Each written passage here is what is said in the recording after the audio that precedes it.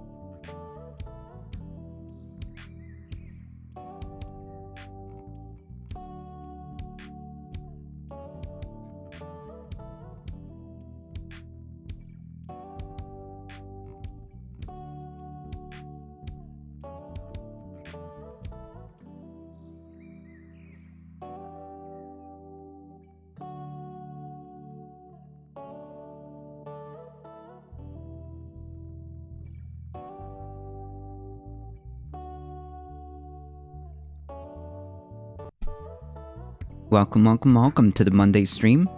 I do apologize for that delay. Hold on, folks.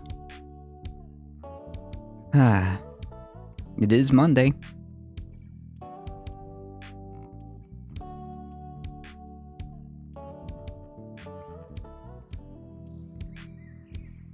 And now I can't see,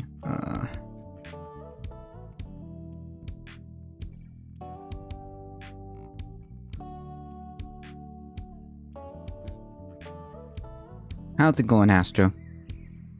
Happy Monday, first week of adventure?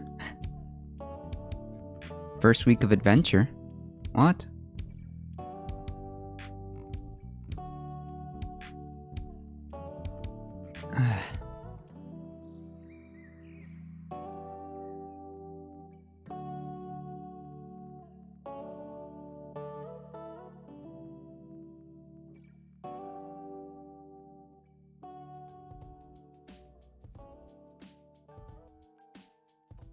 Alright, folks, let me just get myself situated because, I can't actually see where all of chat is.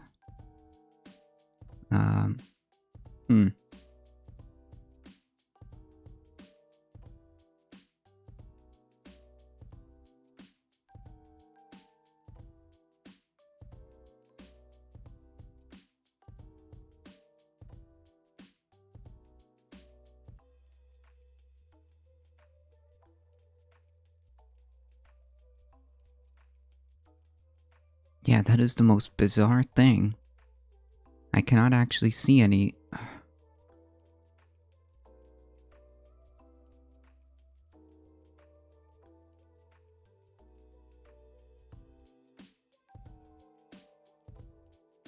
Well, that's okay.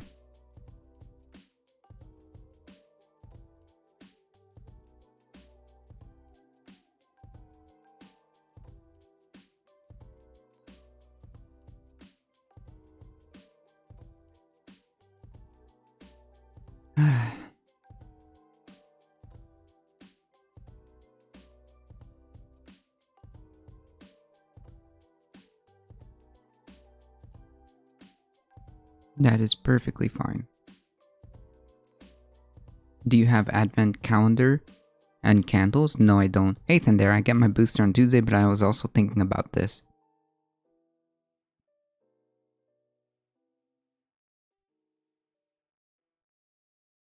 Oh, Christmas period, gotcha. Oh, I'll get into the Christmas spirit here. Just give me a moment. What if we all get boosters and then they come out with something else for the new COVID variant? No, we have no evidence to suggest that, anything of the sort. Luckily, it seems to me, like for the most part, there's no problem in terms of, the vaccine. We're going to talk about that.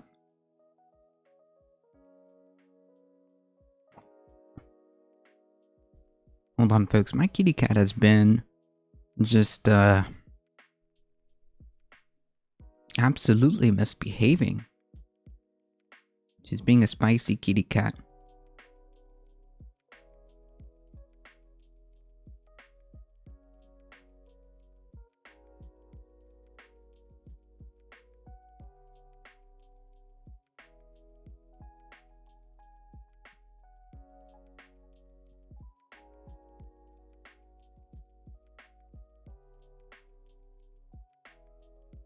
She was scratching at the couch earlier.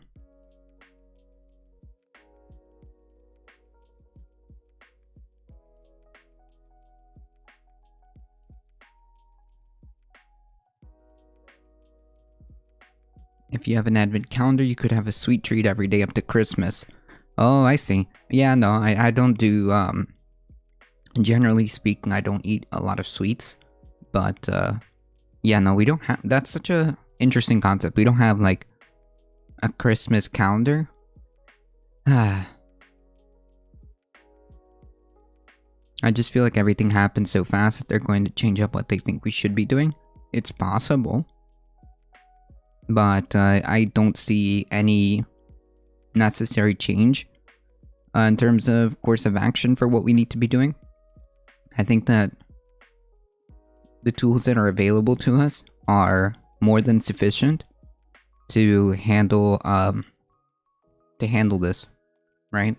Hold on, folks.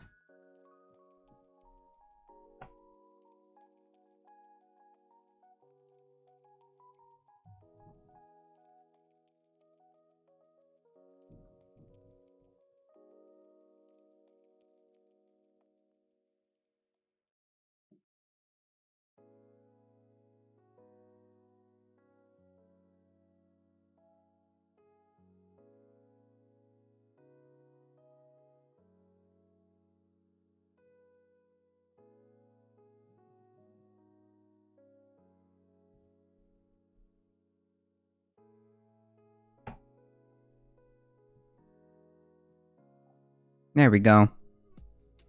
Is that better? Is that more into the spirit? Maybe I'm just anxious. Yeah, I get it. Hey, Alio, how's it going? Howdy, howdy.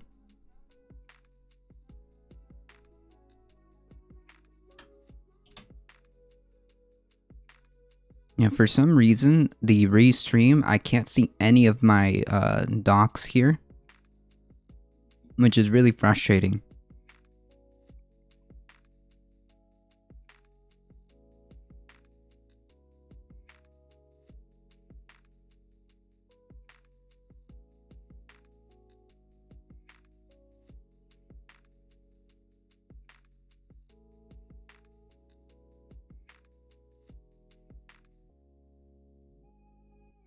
Well,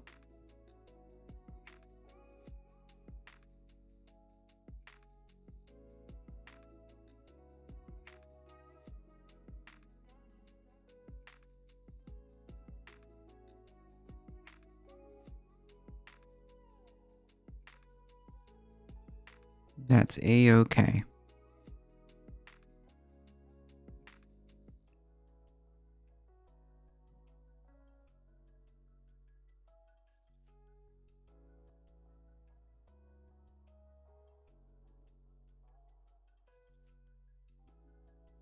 How sweet, full of Christmas spirit. Yeah, I kind of like the holiday season just because, well, you get that feeling of a little bit of a little bit more of a chill vibe, right? These last couple of months as the year comes to an end. Octo Squiddies, lurk. How's it going? I need to add a lurk command too.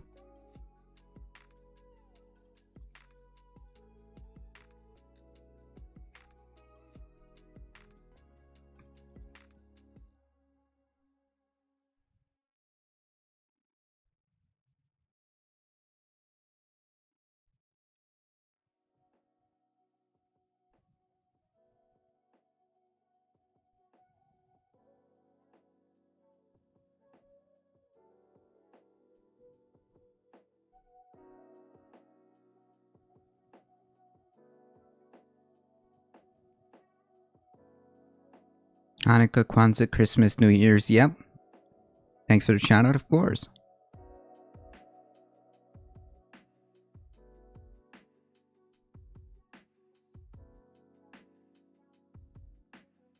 Alright, folks.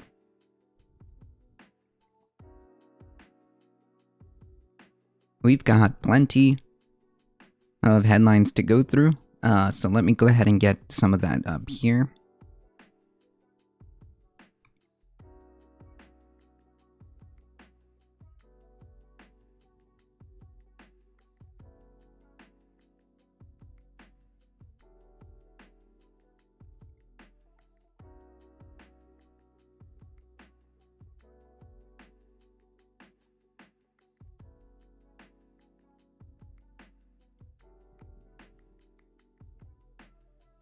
Peace on earth and goodwill towards all men. Well, if only, right? Representative Boebert apologizes after suggesting Representative Omar mistaken for a terrorist in Capitol because, yeah, nothing says, goodwill like this person. Representative Lauren Boebert from Colorado. Again, it's just like baffling how,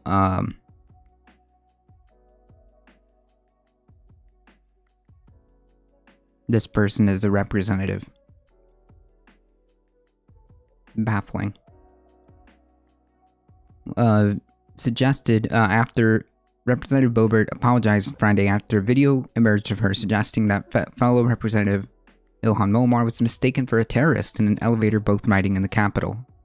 Omar, who is Muslim and wears a hijab, immediately criticized the video as bigotry, adding that Boebert's description of two members of Congress riding an elevator together never occurred. Boebert, who's known for incendiary rhetoric, true, appeared in the video to be addressing a group of supporters as she launched into what she said was a jihad squad. Yeah, nothing like cranking up the xenophobia to 11, right? Boebert said she and a staffer were in an open elevator, noticed an alarmed Capitol Police sprinting for the door as it closed. What's happening? I looked to my left and there she is, Ilhan Omar, and I said, well, she doesn't have a backpack, we should be fine. What a horrible person. What a horrible human being.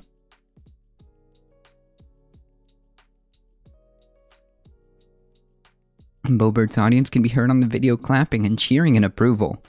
I think that's probably the worst part of this.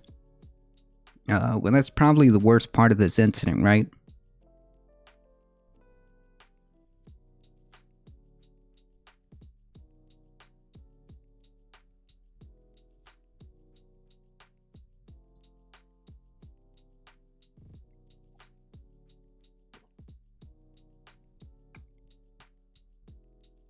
Because if it was just one person, one delusional person living in an alternative reality, we could say, you know, this person is just completely out there, but it's not. An entire crowd was cheering and clapping. That's really the disturbing part, in my opinion.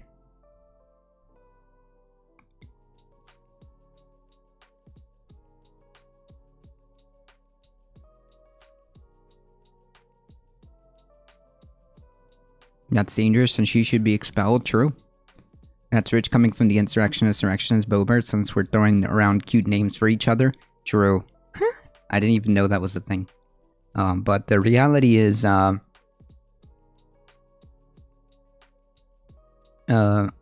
reality is, I think the disturbing part here is the crowd clapping and cheering.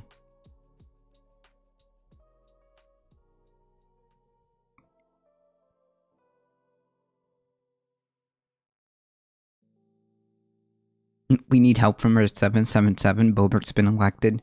True.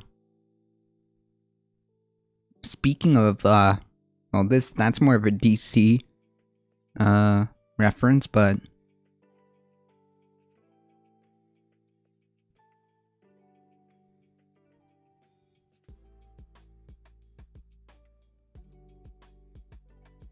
Well, it's the thing now that I made it up, I've come to accept that I'm not at all a nice person. Yeah, speaking of, I guess, alternate universes, I know that's a reference to DC, but, the new Spider-Man movie is coming out. I'm super excited about that.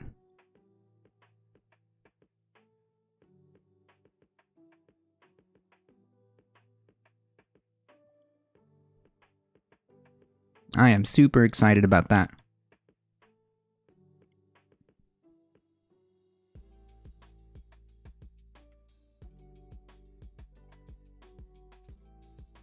Republicans in Congress do things that would get McDonald's employees fired. True.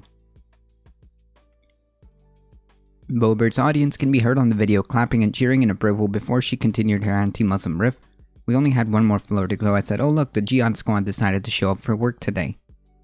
What? In a Friday afternoon tweet, Boebert expressed regret for her remarks. Yeah, sure buddy. I apologize to anyone in the Muslim community. I offended it with my comment towards Omar, Representative Omar. I have reached out to her office to speak with her directly. There are plenty of policy differences to focus on without this unnecessary distraction. Well, then why did you do it? Wait, why did you do that?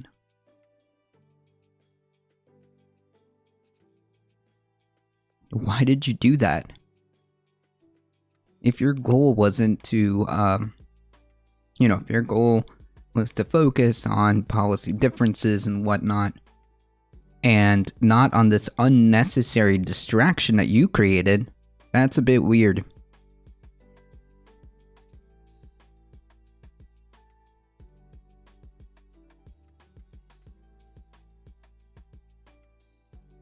That's a bit weird. Oh, that's a reference to Marvel, actually, or 777 is the Cancerverse in the comic books. Okay. I'm thinking of something else then.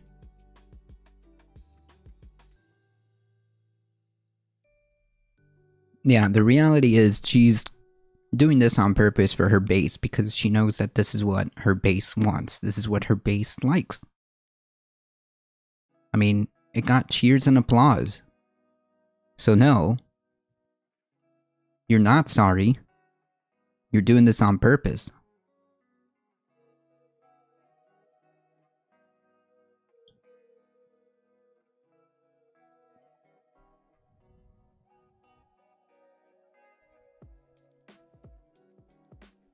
Omar, the first Somali American elected to Congress, responded on Twitter late Thursday after the video had gone viral and received several million views. In fact, this buffoon looks down when she sees me at the Capitol. This whole story is made up. Sad she thinks bigotry gets her clout, but it does though. It does. It does.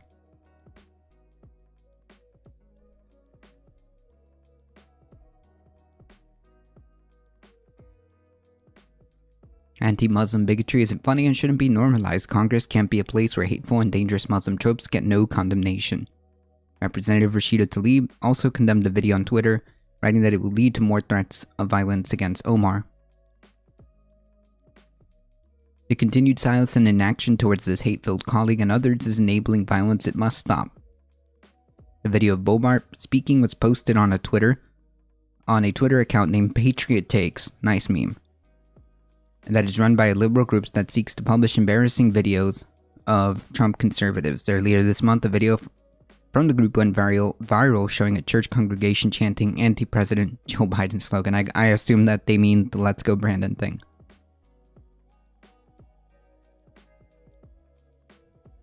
Jack Dorsey just stepped down from Twitter. Does that mean it's up for sale? Or someone else is CEO? They'll probably replace him. That means somebody else is going to be CEO. I mean, it's not really a big deal, in my opinion, because like Jeff Bezos isn't the CEO of Amazon, right? Didn't he step down? But yet,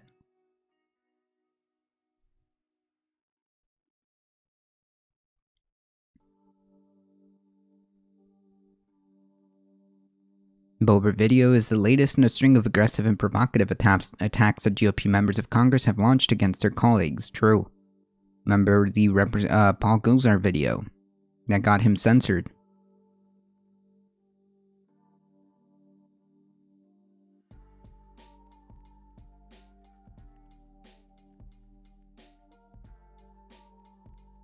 Marjorie Taylor Greene recently called Republicans who voted for Biden's infrastructure bill traitors and posted their phone numbers on Twitter, leading to death threats against Representative Fred Upton, Republican from Michigan.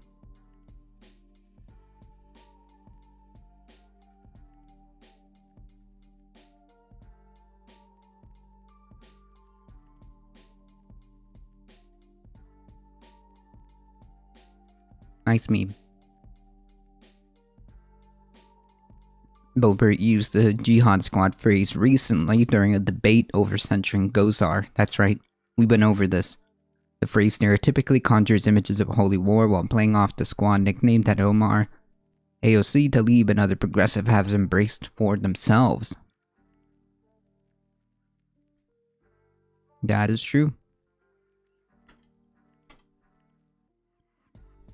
Let's actually look at the source here, at the video source.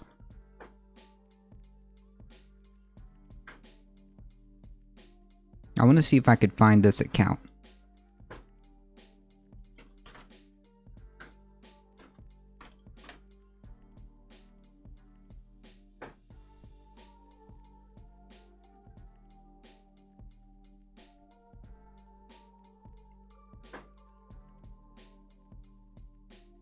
November 29th, this morning.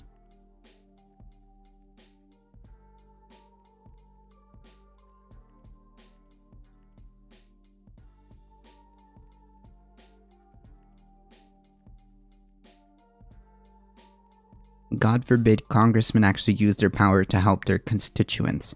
Oh no, God forbid.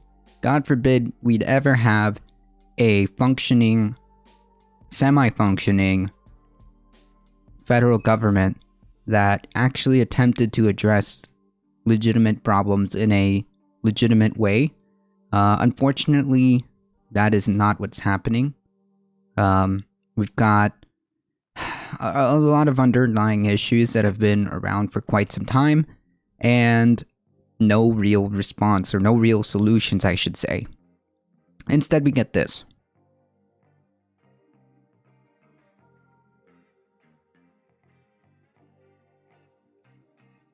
Instead, we get this nonsense. Howdy, Darknet, how's it going? Fresh off the presses. About an hour and a half ago.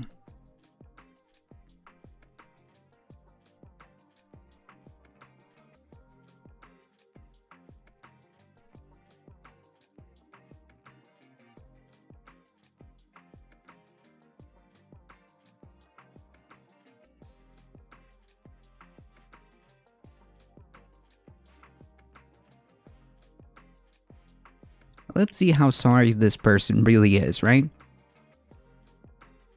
Her tweet back in the 26th.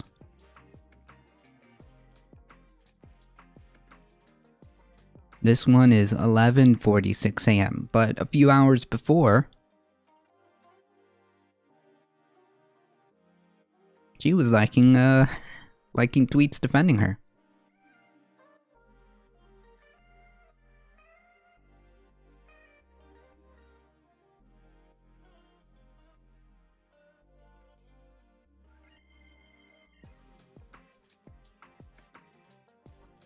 Let's see if we can find,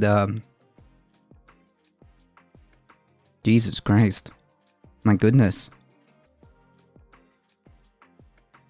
Really? Is this the level that we're at now, Benny boy? Where's the video? I want the video. I want the actual video.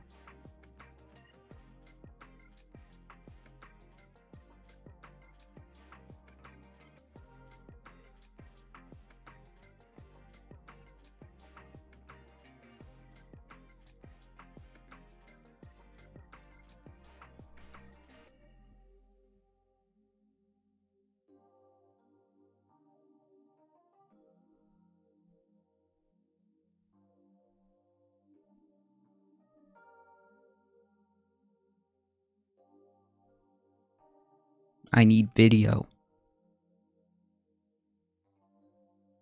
Nope. Later. Oh, maybe. Here we go. I think this is it.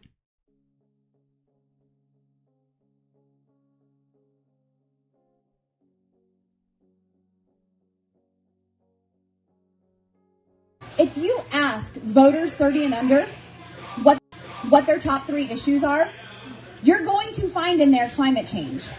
And Pueblo, I will go on the record and tell you, climate change is absolutely real. It happens 4 times every year. It's real, guys. I've seen it. Summer, spring, winter, fall. Sometimes 4 times this is like in Colorado. This is aggressively stupid. This is like this is on a whole new level of aggressively being stupid, and I mean that in a literal sense. This is like aggressively anti-intellectual, and it really goes to show just how little this person knows, and just how little, first of all, she's willing to listen to her constituents, right? Like, this is like aggressively stupid. Lauren Boebert afraid of censure, that's why she's losing, that's why losing committees. Well, she should be censured, among other things, but this is like on another world. I was looking for the Omar clip, She thinks seasons are climate. Exactly. Climate and weather are the exact same thing. Yeah. This is like aggressively anti-intellectual.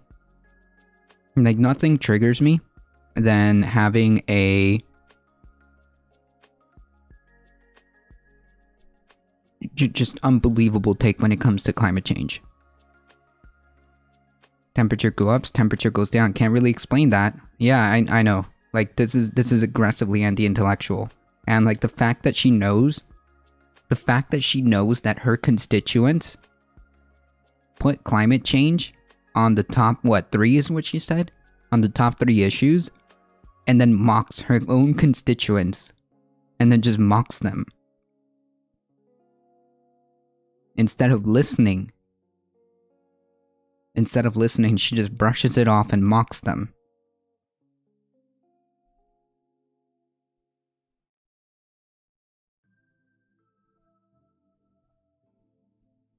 What an aggressively anti-intellectual person. This is a plan to pass so, you know, congresswomen from the Bronx can afford a new Tesla. What? Now we are depending... Did you... Jasper laughed. Jasper started laughing. She got that one. Get it, girl. Ha ha ha ha. Right here. Take over for you. Now we are depending on Senators Sinema and Manchin to not pass this. God, this is so frustrating. She thinks she's making a clever joke, not realizing it just shows how ignorant she and her followers are. Yeah, but like the irony of this whole thing is that she's recognizing that one of the top issues for young people, one of the top issues for young people is climate change. It's just like unbelievable to me. Aggressively stupid. Where is that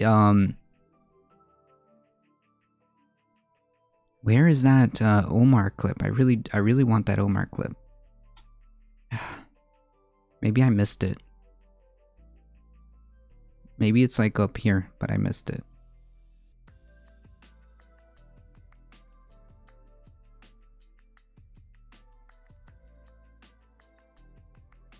No, I guess not.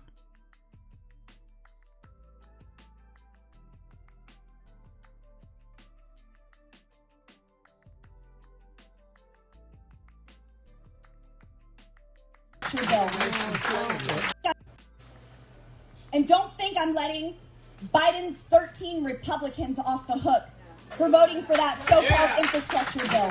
Biden's 13 Republicans. I was not aware he had any And Republicans. don't think I'm letting Biden's 13 I'm a member of the Freedom Caucus. Oh, we know. A lot of people don't like the Freedom Caucus, especially in Washington, D.C. It's almost like the F word there. I wonder why. Lobbyists certainly don't like us, but that's okay because I don't really like them much either. Say it again. You're a member of what? The Freedom Caucus. And recently, I was elected by my peers in the Freedom Caucus to serve on the board as a freshman. This is huge because we are getting involved in primaries all throughout the nation. Yeah, so, folks, that should ring alarm bells.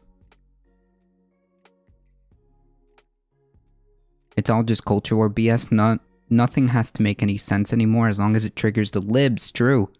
Those shoes make me uncomfortable just looking at them. True. Hey Heat 420, how's it going? Hate to throw the shade, but those shoes don't go with that outfit. Did somebody say aggressively stupid? Me. Howdy, howdy. I would like to be a member of the F-word caucus, please. True.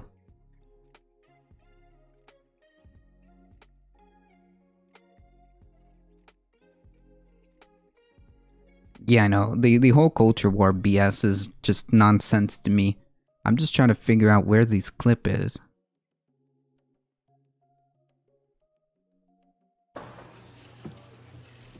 Is a plan to pass so, congresswomen from the Bronx can Nope, that's not it.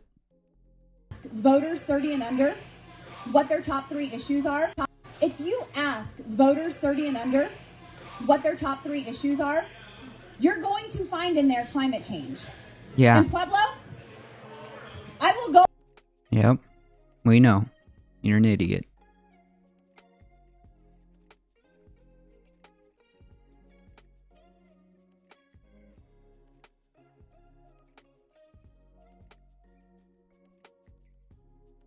Oh, nice.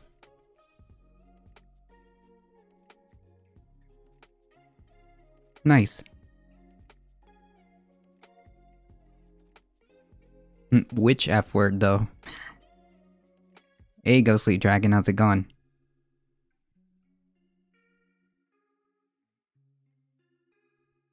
Fresh off the presses. In case we had any doubts just to, in case we had any doubts just how sorry this person is, right? These people are. Meanwhile, you have the Secretary of Transportation, good old Mayor Pete.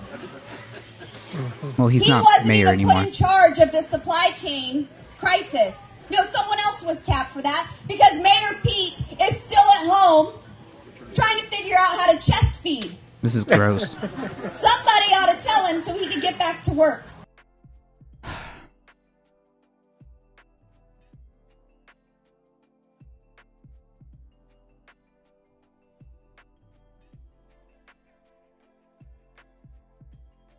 By the way, the Republican Party is completely comfortable with all of this.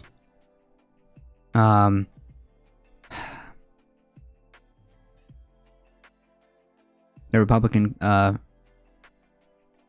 the Republican Party is completely comfortable with this. It's going, trying to take it easy. I hope your Monday's magnificent and marvelous. I appreciate that. Thank you. I hope yours is as well. I didn't hear that part. Yeah, I'll play it again. The worst stand-up routine I've seen. True. Right. Meanwhile, you have the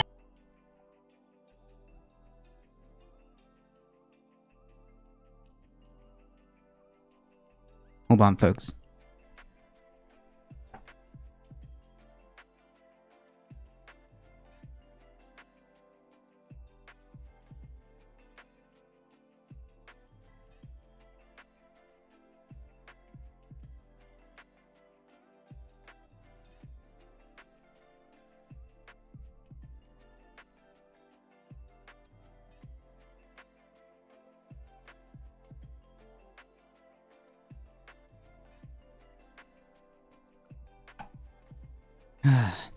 Sorry about that, folks. Secretary of Transportation, good old Mayor Pete. He wasn't even put in charge of the supply chain Wondering which crisis. F word she's actually No, someone referring to else and was is blatantly tapped for that homophobic. because- Oh, no, she was, in the other video, she was referring to, freedom. As if she was trying to make the illusion that somehow freedom is a bad thing, or freedom, they don't like the Freedom Caucus because they think freedom is a bad word in Washington or something. I don't know. They don't like the Freedom Caucus because people like her. That's literally it. That's why. Because people like her. I mean, before crazy attacking everybody up in here. Yeah. Mayor Pete is still at home trying to figure out how to chest feed. Somebody ought to tell him so he can get back to work. Absolute clown. Where is that video?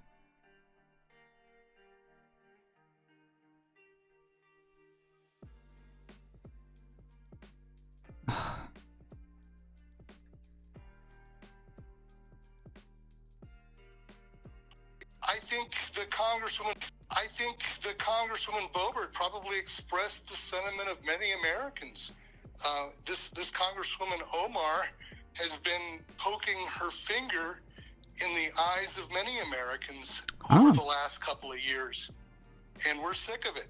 I guess it's okay to be completely bigoted and xenophobic towards her. Yeah, I guess it's just excuse. Like I said, the GOP's completely 100% on board with this. Like, that's it. The GOP's completely on board with this, right? I mean, there's no doubt about it. Anyways, I was trying to find the video, but it's just not happening.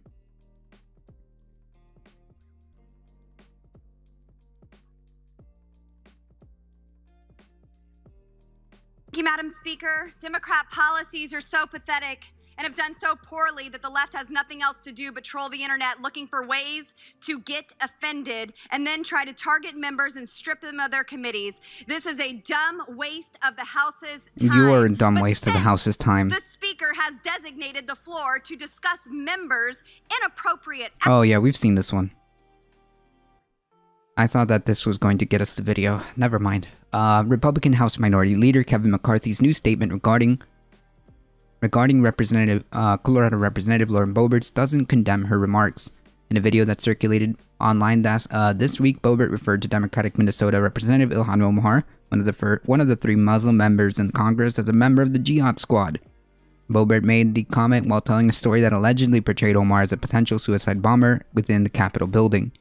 I talked with Congresswoman Lauren Boebert today, McCarthy said in a statement released Saturday. She has apologized for what she has said, and she has reached out to Congresswoman Omar to meet next week. Nice. So yeah, that totally excuses it. Hey Kevin, how's it going? She's almost self-aware. Almost. No, no. She's in La La Land.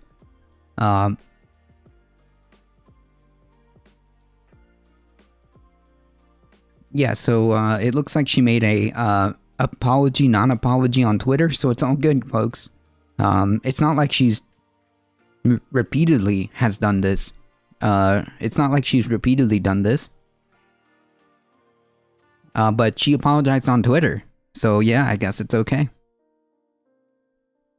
I spoke with Democratic House Majority Leader Steny Hoyer today and to facilitate that meeting so that Congress can get back to talking to each other and working on the challenges facing the American people.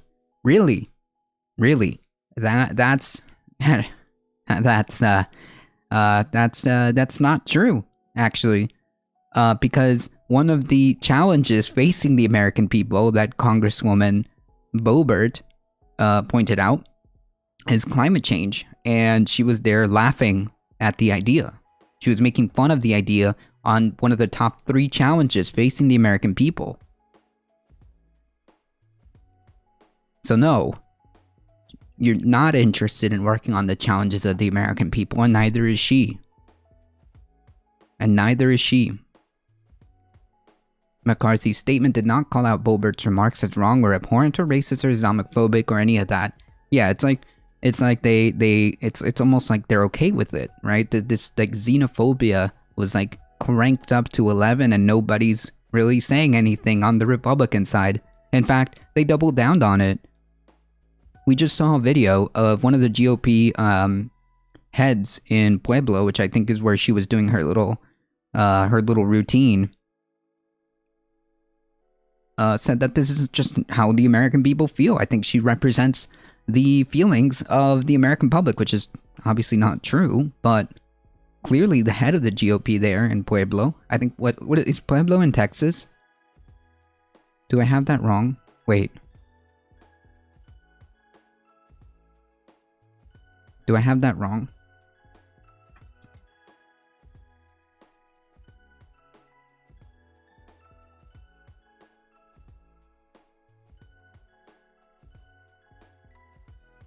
Oh, in Colorado. Sorry. Thank you.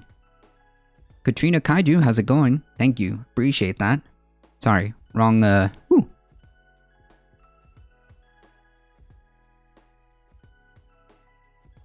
Wrong state.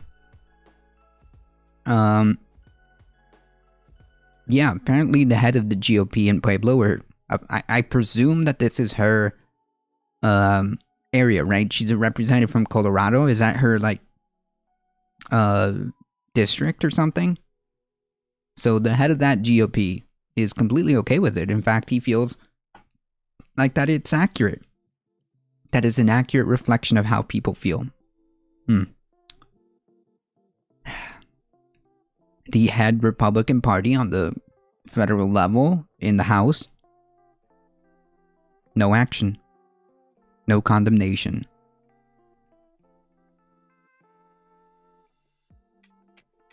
No action, no condemnation.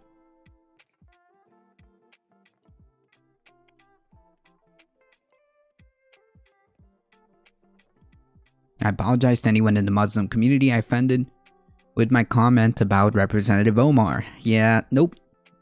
Sorry. Don't buy it. Boebert's tweet marked one of the few times she's ever apologized for remarks against a Democratic lawmaker. She had previously referred to Omar as a member of the Jihad Squad. She has also claimed, without evidence, that Omar is in an incestuous marriage with her brother. This seems like a constant trope that has come up time and time again, with seemingly it just materialized out of thin air, because to my knowledge, that actually never happened. Pueblo's like Little Texas, not sure where she reps for, but it's sympathetic ears there for sure. Yeah, clearly the crowd was clapping and cheering and sometimes laughing. Yeah, and here we have the reply, which is true. Sad she thinks bigotry gets her clout. Well, the reality is, it clearly did. It clearly does, which is why she does it. She knows what crowd she's playing to. She knows her supporters. She knows what they like.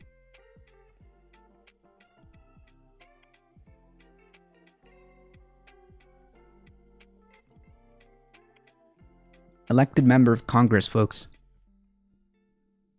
Elected member of Congress. And I think one of the more pertinent things to take away from some of the videos that we were watching is that she actually said something important in all of that nonsense. She actually said something important. She said that her and the Freedom Caucus is poised to primary across the country in Republican GOP primaries. And they're poised to try to win GOP primaries and try to increase their influence. Hello, kitty cat. Come on. You want to say hello? Come on, kitty cat. No? Come on. Come on, kitty cat. It's okay.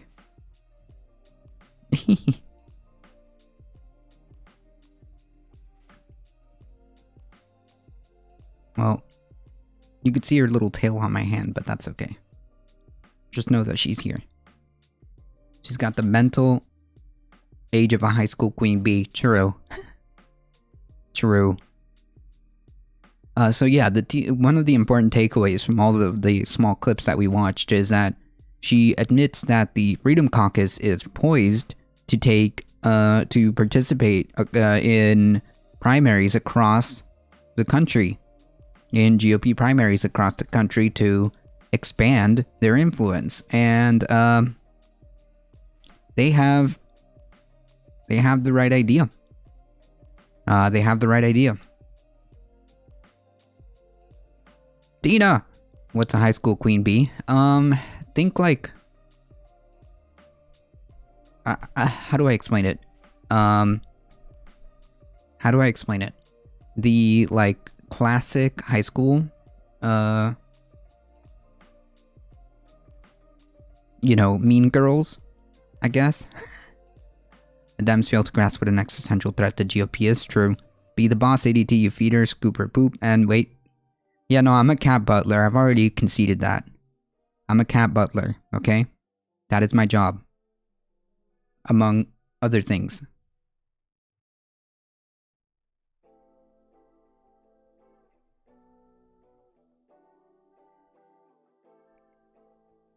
Oh, Carrie is such a good movie. I've already conceded that I am but a humble cat butler. That's it.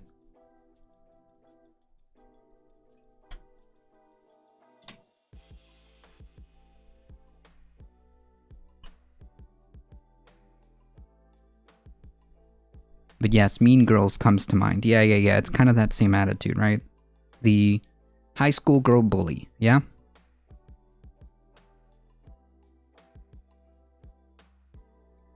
Anyways, they understand that the way to power is to participate, capture, and be effective at the primary level, whether it be in state, local, and federal elections, right? Is to be incredibly active in those primaries to get their, to spread their influence, right? So they understand the game plan, and I suspect that they're going to play it out more effectively than we are, which is kind of not good, right? Kind of not good, especially if you're not too thrilled about the idea of more people like Boebert, Green, Cawthorn, Hawley. Honestly, out of all of them, Josh Hawley probably is the scariest one of them all.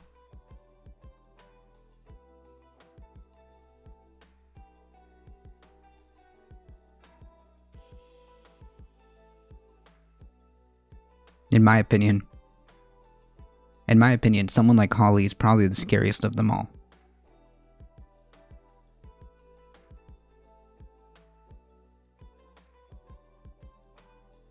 My cats wish to say hello. Howdy.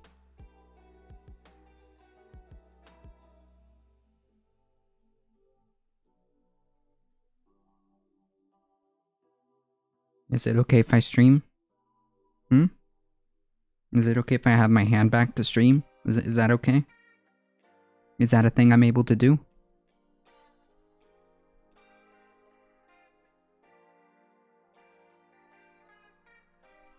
Oh. Alright, kitty. Go on.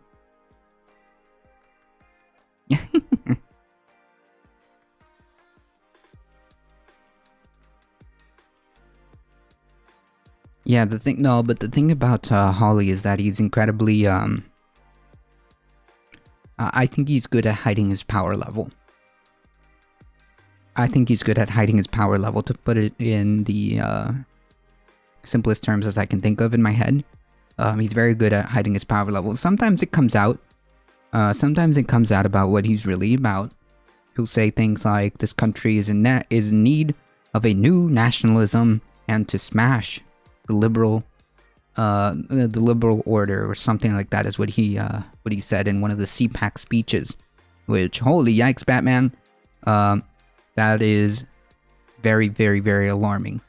We need a new nationalism. What does that mean? Yeah, so those words have stuck in my head.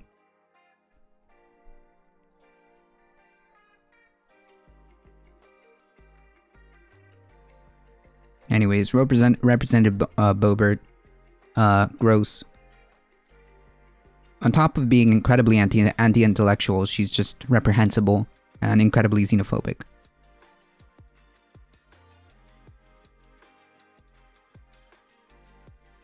And people and her caucus, the Freedom Caucus, wants more of her. Wants more people like her.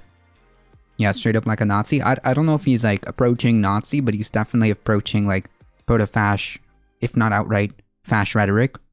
Definitely. When you start talking about like needing a new wave of nationalism or something like that, you start getting into that territory, you know?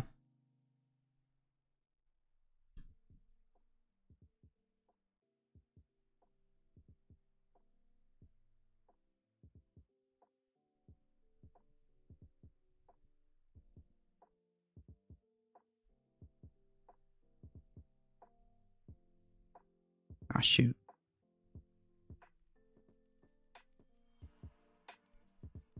Alright, folks, this is a important case coming up. Supreme Court set to take up all or nothing abortion fight. Both sides are telling the Supreme Court there's no middle ground in Wednesday's showdown over abortion. The justices can either reaffirm the constitutional right to an abortion or wipe it away altogether. Roe v. Wade The landmark 1973 ruling that declared a nationwide right to abortion is facing its most serious challenge in 30 years. In front of a court with a 6-3 conservative majority that has been remade by 3 appointees of President Trump.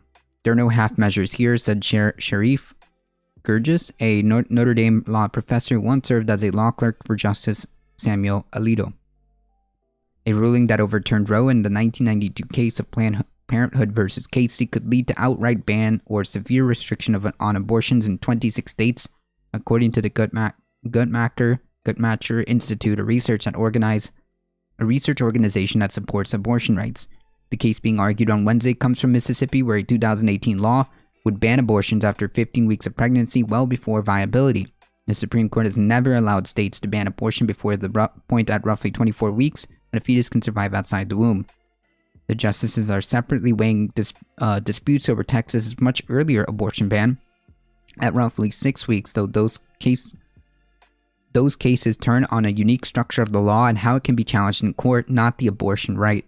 Still, abortion right activists were troubled by the court's 5-4 vote in September to allow the Texas law, which relies on citizen lawsuits to enforce it, to take effect in the first place. Yep.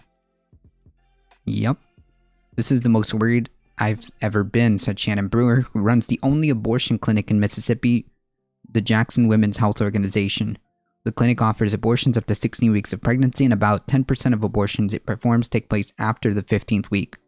Right, because that would be an incredibly rare and extenuating circumstance.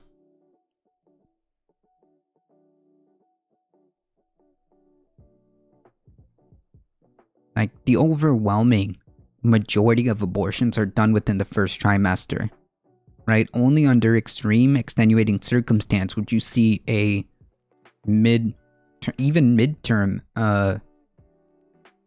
abortion, right? It just doesn't happen. And about like 1% would be like in the late term because, well, the woman's life is in danger, so on and so forth, right? It's just so rare to see an abortion on the late term, much less the middle term, right? So the idea is to make sure you curtail abortions just outside that range, to make sure that about 90+% of abortions are illegal. The GOP has been fascist and xenophobic since at least the 60s. They have been just boiling the frog. Well, it certainly seems like they're moving in a much more far-right direction. Especially when you have no condemnation, nothing,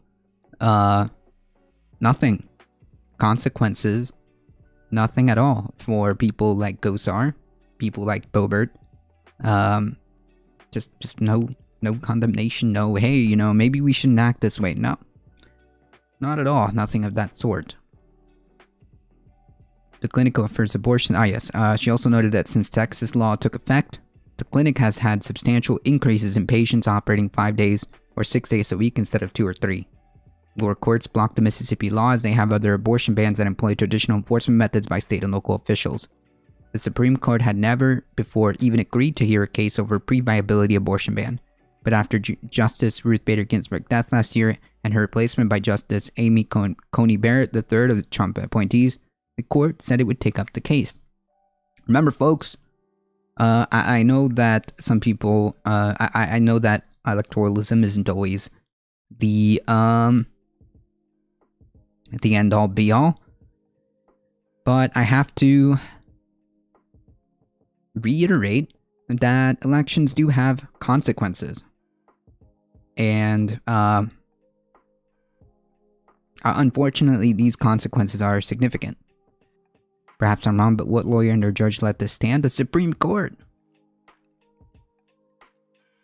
That's because they're saying the quiet part out loud, and it worked for Trump. That's right. He was emboldening, definitely. Trump had pledged to appoint pro-life justices and predicted they would lead the way in overturning the abortion rulings. Only one justice, Clarence Thomas, has publicly called for Roe to be overruled. The court could uphold the Mississippi law without explicitly overruling Roe and Casey, an outcome that would satisfy neither side. Abortion rights advocates say the result would amount to the same thing as an outright ruling as an outright ruling overturning the earlier case because it would erase the rationale undergirding nearly half a century of Supreme Court law.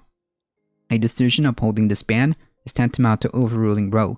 This ban prohibits abortion around 2 months before viability, said Julie Reichelman, who will argue the case for the clinic. On the other side, abortion opponents argued that the court essentially invented abortion law in Roe and Casey and shouldn't repeat that mistake in this case. If the justices uphold the Mississippi law, they'll have to explain why, said Thomas Jipping, a Heritage Foundation legal fellow. Yikes. They can either overrule the 2 big cases, or they're going to have to come up with another made-up rule. Conservative commentator Ed Whelan said such an outcome would be a massive defeat on par with the Casey decision in '92, in which a court with 8 justices appointed by Republican presidents unexpectedly reaffirmed Roe. This court appears far more conservative than the one that decided Casey, and legal historian Mary Ziegler at FSU said the court probably would overrule Roe or set us on a path to doing so. Well, we've got to see the outcome of this case, but the reality is it's something to pay attention to, right? Chief Justice John Roberts might find the more incremental approach appealing if he can persuade a majority of the court to go along. Since Roberts became Chief Justice in 2005, the court moved in smaller steps on some issues, even when it appeared there was only a binary choice. I mean, like, to me, it seems like it was already a done deal, right? The law in Texas is an egregious way to circumvent the normal constitutionality, in my opinion, and that should have been struck down immediately.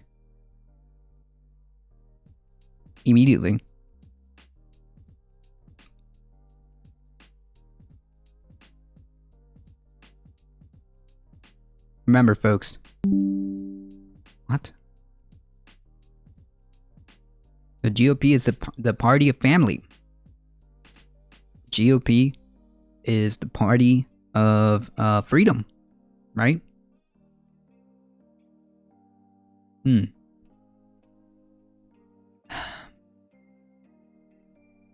the area of organized labor, the court moved through the series of cases that chipped away at public sector union power. The High Court also heard 2 rounds of arguments over restrictions on independent spending in the political arena before removing limits on how much money corporations and unions can pour into election advocacy. Nice.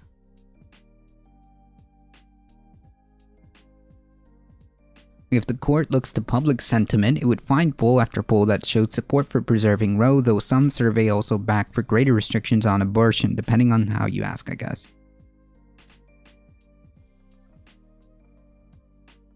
The reality is, this is going to be an important case, and it's about to start, I think. Please pay attention. Please pay attention to these things. Elections have consequences. Biden doing such a great job of packing the court. Yeah, I don't know how that's going to play out, or if he's even interested in doing that, or whether or not that's even a good thing, whether or not it will even matter. I have no idea.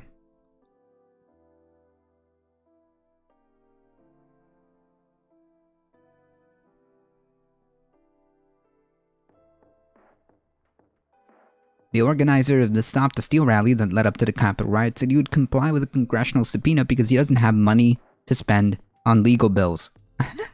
That's funny. Stop the Steal organizer, Ali Alexander, the organizer behind Stop the Steal rally in Washington, said he will comply with a congressional subpoena over his role in the Capitol riots on January 6th. The rally was when President Trump spoke before a crowd of his supporters. The rally led up to siege on the Capitol, which left 5 people, including 1 police officer, dead. Rioters were emboldened by Trump's call to protest the results of the 2020 election, despite Democrat Joe Biden's victory. While members of Congress were meeting inside the Capitol to certify the results and verify Biden's presidency, Trump supporters attempted a coup and stormed the Capitol. The January 6th Select Committee, made up of a group of Republican and Democratic representatives, has been issuing subpoenas to collect documentation and testimony in its investigation of the Capitol riot. Alexander has received a subpoena announced in a Telegram message that he would comply. He said he wouldn't challenge the subpoena because he doesn't have money to spend on legal bills. The only reason I'm going because I don't want to go to jail. Yeah, I mean, like, there's not much choice there, right? You can't just say no to a subpoena, right? Like, that's just not how this works. Can you imagine if every, like, case was like that? Every civil case, every, criminal case, when you get subpoenaed, you just say no? Like, no. That is not how it works.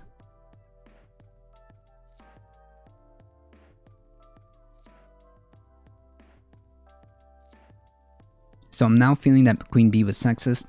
Wait, how? Like, because, like, the way I took it is, like, she's being, a bully, essentially. So maybe I'm wrong. But, if you feel that way, then that's alright. Yeah, I'm not sure. To be honest, misinformation. But, if you amend your statement, then, that's cool. When will the big orange man face consequences? Never. I don't think he will. I don't suspect he will. I don't suspect he will. By the way, Ali Alexander is the hero of the Tucker Carlson documentary, being put as a patriot who is being, he's a political, not prisoner, what would be the word? Political dissident that's being persecuted by the big government. Because all he is just a patriot. Even though he has been repeatedly known to call for civil war. In multiple occasions, he's called for civil war.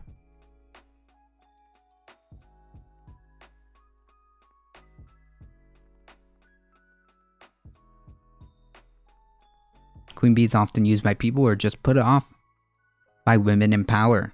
Huh. I did not know that. To me, it just felt like a way... again, Queen Bee to me was just a way of saying you're a bully. But hey, I guess you learned something new.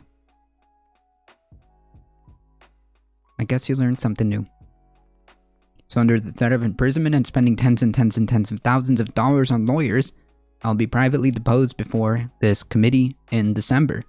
Oh, that's weird. Maybe, maybe Donald Trump can pay for his legal fees, right? He's like, he's got money. He's got a lot of money. He loves his supporters, right? He's very,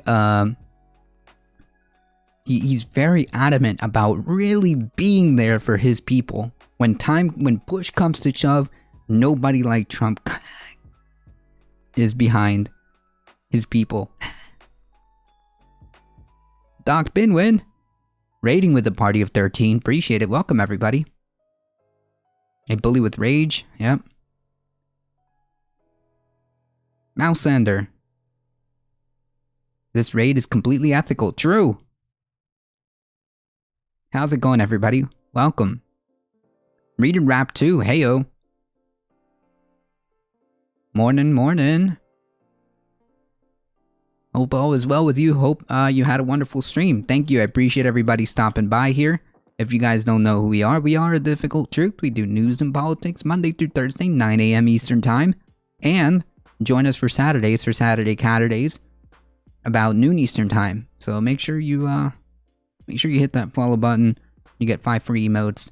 And feel free to join us on the YouTubes with the, feel free to join us on the YouTubes with the like, comment, share, subscribe. Do that as a favor to us. Spread the word far and wide. Please, it really does help us out. We are discussing the general headline news. And apparently Ali Alexander, who one of the organizers for January 6th, is now going to be deposed. I suspect that in the coming months we'll find out a lot of information, which is, to me, important. So far, at least 702 people have been charged in relation to the riot. Wow, it's already increased past 700, folks. In February, CNN reported FBI affidavits and court documents showing insurrectionists scrambled to delete photos in social media, proving their participation in the Capitol riot. Some reportedly broke their cell phones, scrubbed their social media account, and tried to wipe hard drives that may contain photos and other proof of their involvement. Right, because, I mean, according to certain representatives in Congress, it was just a normal day, a tour. A normal tour day at the White House, at the Capitol, right? A normal tour day at the Capitol.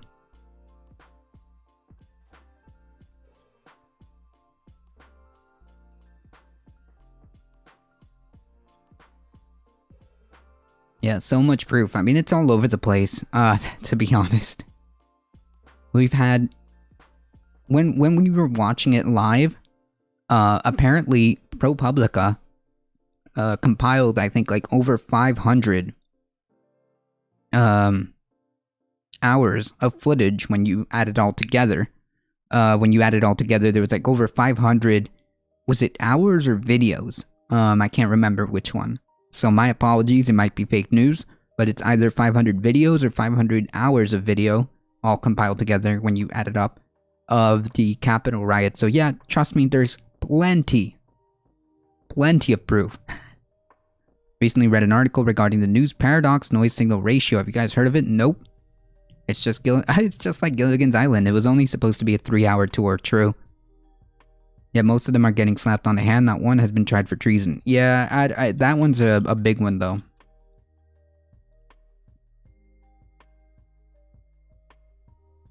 Come visit DC, see the big pointy stone, see Lincoln's big chair, and hang out. And, yeah, exactly.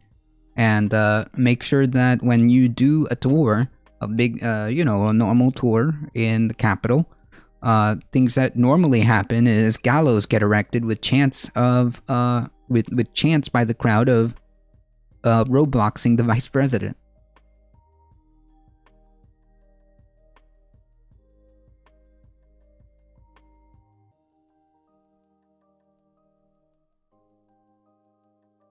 Oh, basically it says the more news you read, the less informed you actually are. It depends, Cyanide for dinner. It depends, because, like, if you are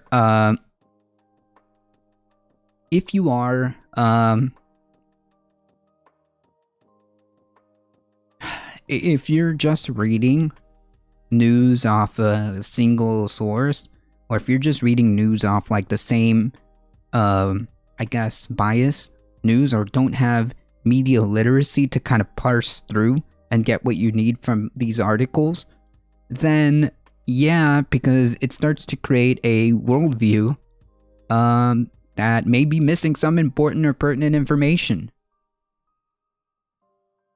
Did I break TOS? Me personally, I try to keep it like PG-13, so like, I don't think that obviously you were referring to actually doing anything. I'm just saying that me as a personal way of handling the channel, when I say things, I generally try to like make sure that it is PG-13 regardless, you know? Even when I go over very rough topics. The news gives me headaches. True, it should. It should. Hey, no cursing, okay? I'm messing with you folks. But seriously, Cyanide for dinner. I mean, if you're just glued to one media outlet or one biasy, one worldview, then yeah, the less informed you actually are, because you may or may not be missing pertinent information. That is true. Yeah, only the host is allowed to curse, right? But others boasted their involvement, making it easier for the FBI to charge them. They're not sending their best, folks. They're not sending their best.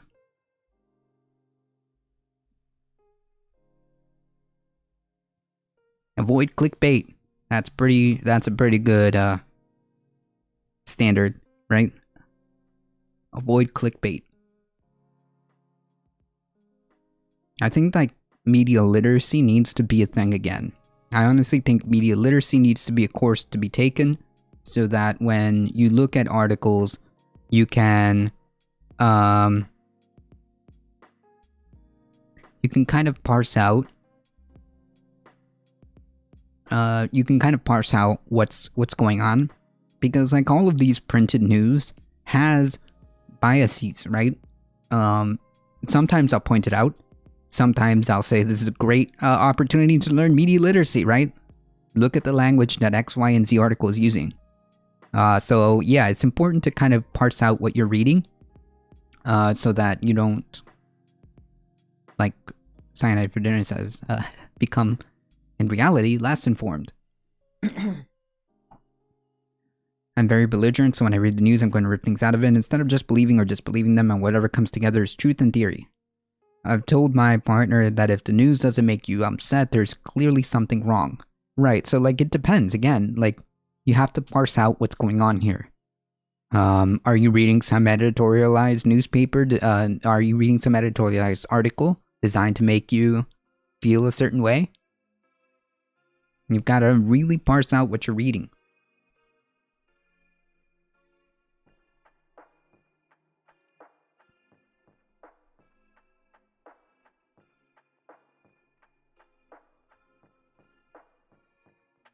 And avoid parse errors, true.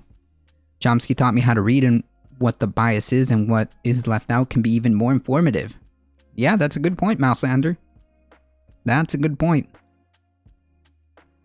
That is a good point. Speaking of which, manufacturing consent is on my copious amount of I need to read this stack of books. So yeah.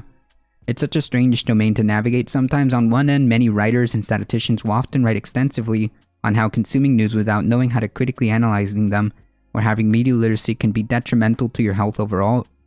Info in some cases, but on the other hand, those writers are often always referring to non-scientific related news sources. I enjoy science news mostly, and I get a lot of joy and happiness from reading science news, ironically. Right, because, well, yeah, you don't have to... You can be a little bit more safe when you start reading like scientific articles from journals and things like that that are accredited and legit, right? You have a little bit of a comfort knowing that what you're reading is good. Generally speaking, you can kind of have confidence in that, and yeah, sure, I absolutely agree. It's just that when it comes to politics and news and stuff like that, you have to be careful, right? You have to be careful.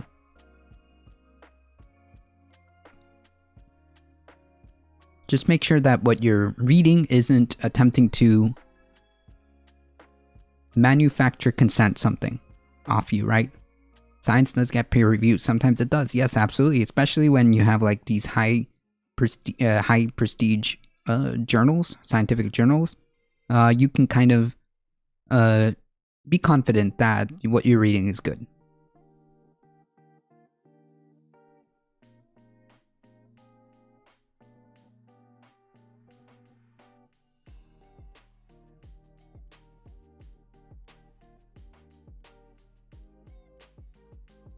Speaking of which, we're gonna kind of touch up on this just a little bit, really quickly. Hold on, folks.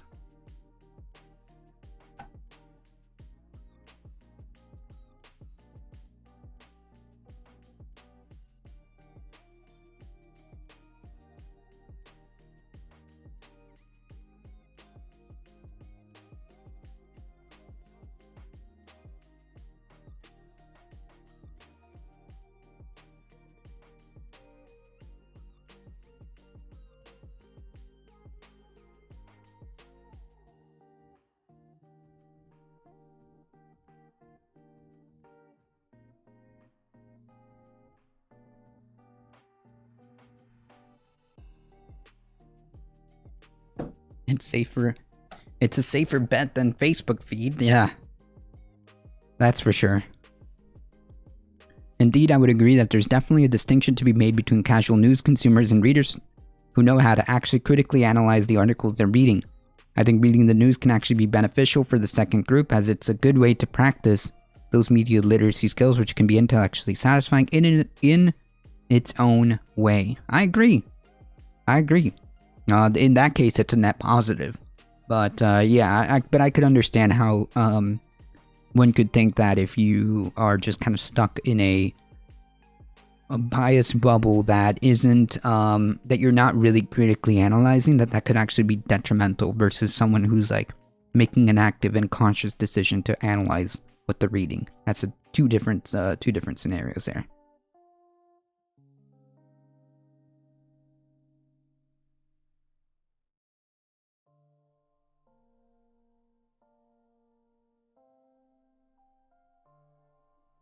Scam call, scam call, scam call, just more scam calls. Alright, we're going to talk about this really quickly, just to kind of touch up on it. The global risk of new Omicron variant is high. The WHO said on Monday as more countries reported cases of variants, sparking worldwide concern that there is more pandemic suffering ahead. In response to the spike in cases, an increasing number of nations are tightening their borders despite pleas for caution and outbursts of dismay from some. Omicron's very emergence is another reminder that although many of us think that we're done with COVID, it's not done with us. Tedros Adhanom Ghebreyesus, Director General of the WHO, told a special session of the World Health Assembly. In advice to its member states, the UN agency advised them to accelerate COVID vaccination coverage as rapidly as possible, particularly among high-priority groups, and enhance surveillance and sequencing efforts. Come on. Okay. Omicron has had an unprecedented number of spike mutations, some of which are concerning for their potential impact on the trajectory of the pandemic. The body said on the report it tweeted out, if another major surge of COVID takes place driven by Omicron, consequences may be severe. So far what we know, the good news, the better news, the better news of this is that the Omicron variant seems to be less, the symptoms are more mild. The symptoms are a little bit different. The symptoms are more mild, but with that comes the other side. It is more transmissible, as far as we know. That being said, to our knowledge at this time, our vaccines are still holding. To our knowledge, unless more data comes out, our vaccines are still holding. So the only takeaway from this, really, is get vaccinated. That's it. The biggest takeaway from this is to get vaccinated. Period. Full stop. The new variant was detected in southern Africa last week. The Scottish government said 6 cases of Omicron hasn't been identified in the country. Health officials in Portugal said the country has detected 13 cases among team members of a professional soccer club. The Ricardo Jorge National Health Institute said that one of those who tested positive at the Lisbon-based Belenenses Soccer Club had recently traveled to South Africa. The others who had not traveled there, however, suggesting that it may be one of the first recorded cases of local transmission of the virus outside of Southern Africa. Quarantining became an issue in the Netherlands, where Dutch military police arrested a husband and wife who left a hotel where they were being held after testing positive and boarded a plane to Spain. The variant has now been detected in the UK, Netherlands, Italy, Germany, Belgium, Canada, Australia, Israel, Hong Kong, among other countries. The extent of the actual spread of the Omicron variant around the world, however, still remains unclear as countries discover new cases each day. The US has yet to identify any cases, but the government's leading infectious disease expert, Dr. Anthony Fauci, and other experts have warned it could have already made it to America. Dr. Kavita Patel, NBC News medical contributor, said it's already here. We know from previous variants by the time we pick it up in Africa and the European Union, it's already likely. The US has restricted travel from South Africa and 7 neighboring countries. Also on Monday, Japan announced it will suspend entry to all foreign visitors, following Israel, the first country to do so. Israel's government has also promised to use contentious phone tracking technology to follow and find cases of the new variant. Yeah, so basically, the only thing that should be taken away from this is,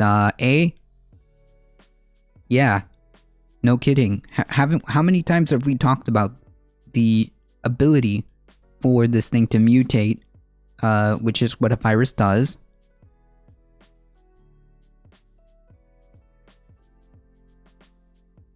That's right, then there. Nobody said, yes, that's absolutely correct. Good catch. Right, nobody's saying that it originated there. They're saying that it is detected there, which I believe this article specifically made that point. The reason for it, from what I understand, and chat can correct me if I'm wrong, is that South Africa in specific has better technology and better ways of detecting these type of things more than the rest, from what we understand. Because they've dealt with previous pandemics and things like that, they have a better hold and ability to do so.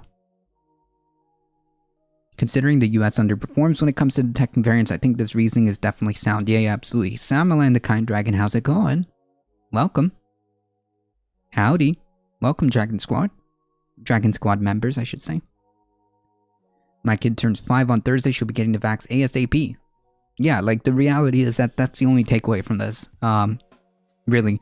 Because as long as the vaccines hold, this is only making arguments for vaccination, right? Because the longer you let this thing continue to mutate, the longer you let this circulate, the more chances there will be that a variant will circumvent the vaccine. It is a possibility. So, in order for us to avoid that, or try to avoid that, at least to the best of our ability, is to follow the science. So far, it seems to me like the vaccines are doing just fine. They're free, they're readily available. I highly encourage it.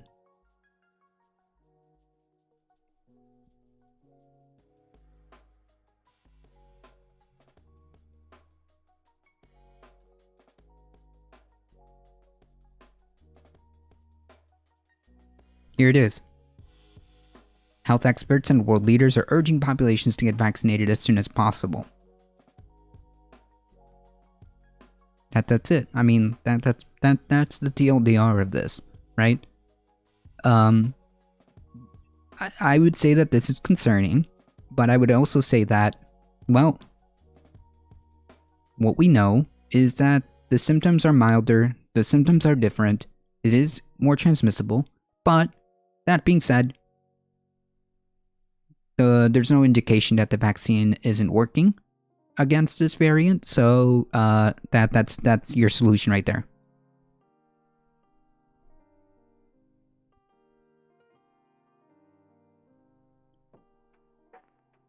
Honestly, please, I don't wish 3 or 5 years of this virus. Yeah, nobody does. Nobody wants this to continue, okay? I personally just want it to be done. Or at least make it so that people aren't ending up in hospitals, right? And prepare to get vaxxed seasonally, just like with the flu. It might be. It might be. I don't know. I'm getting my booster tomorrow.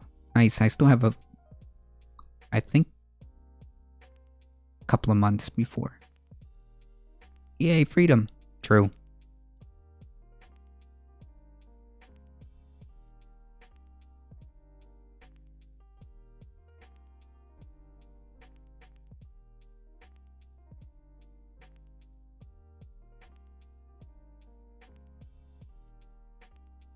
Before we get into some of these articles, I'm going to take a quick break. I got my booster with my flu shot, which I think is now probably how it'll probably go every winter now. Maybe. Heck, even I'm considering a flu shot. I've never had one.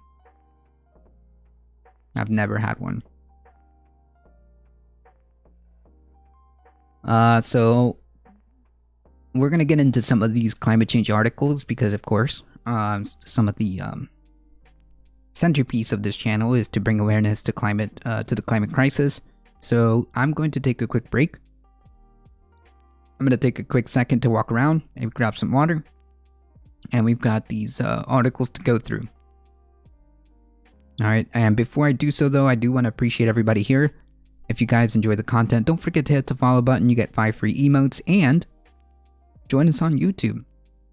Like, comment, share, subscribe to the YouTubes. Join us on the Discord to keep up with the channel and any news that's going on with the channel. Make sure you help us out on the YouTube. Spread the word far and wide. Spread the word far and wide that we do news and politics. The chillest place to be for news and politics. 9 a.m. Monday to Thursday. And Saturdays at noon Eastern Time. At this point, I'm injecting chocolate milk directly into my veins for continued deliciousness. Yeah, that's how it goes. Wait, this is good news? Yeah, this is good news. Well, it's...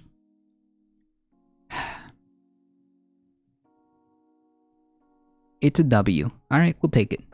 BRP, folks.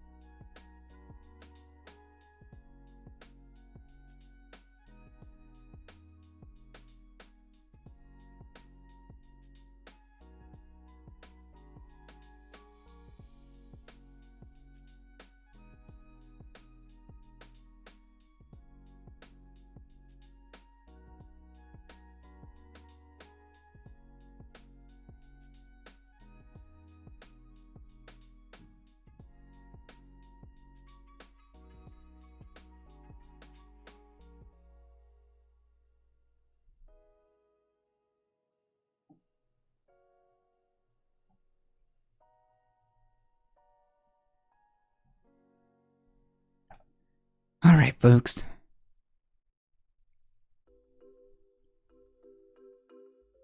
The Great Barrier Reef explodes into life with magical spawning event. This is great. The Great Barrier Reef has given birth in its annual coral spawn, creating a cacophony of colors in the Australian landmark. Scientists working beneath the waves say they witnessed the event in which corals simultaneously released sperm and egg in mass overnight Tuesday off the coast of Cairns, Queensland, hailing it as a positive sign that the reef was able to regenerate despite the ecological threats. Yeah, this is excellent. Yes, coral sex. This is the only sex that's allowed to be talked in this channel, okay? Just so you know. That's the only type of sex that this is that is allowed on this channel.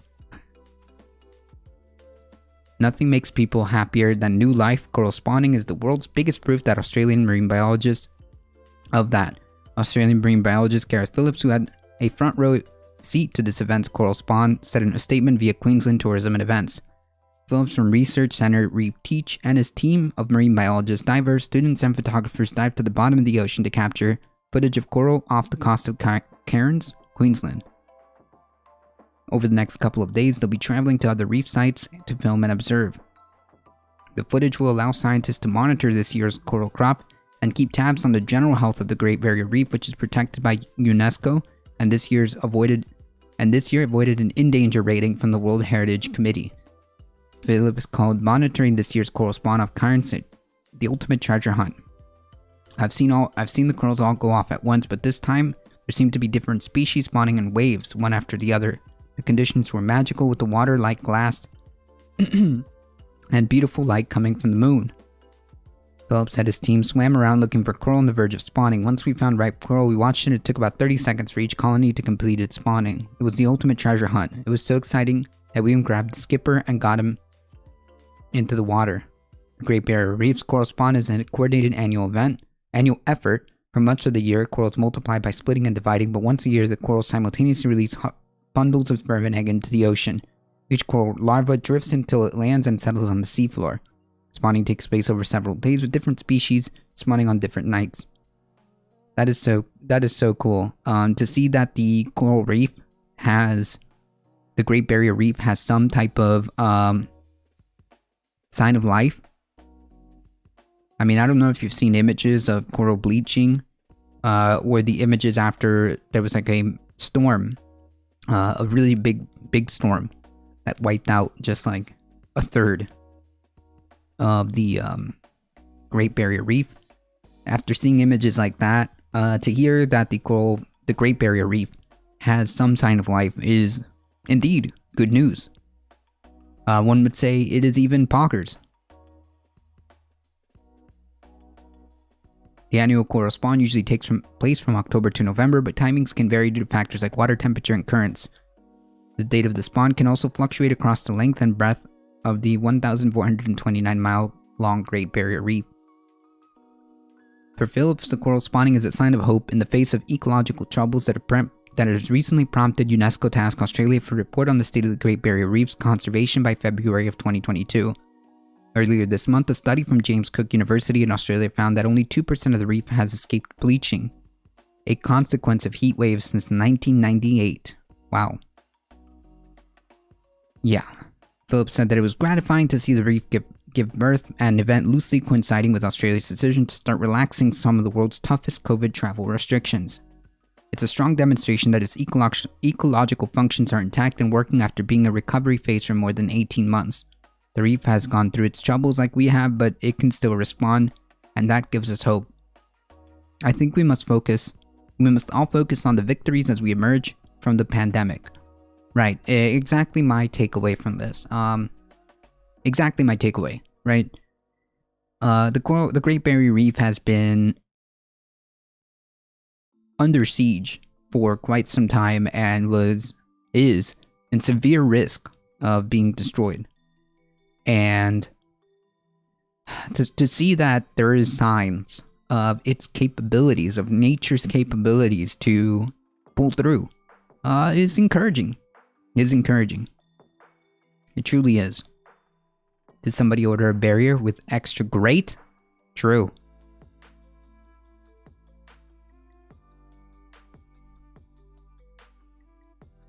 This is great news. It does at least deliver a little bit of hopium, right? A little bit, just a little bit.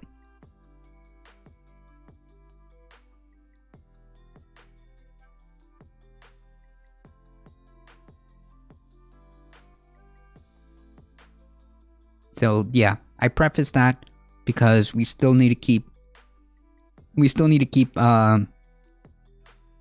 focused and not forget the severity of the situation.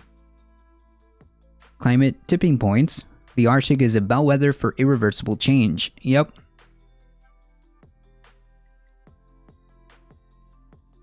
No, I don't want car insurance.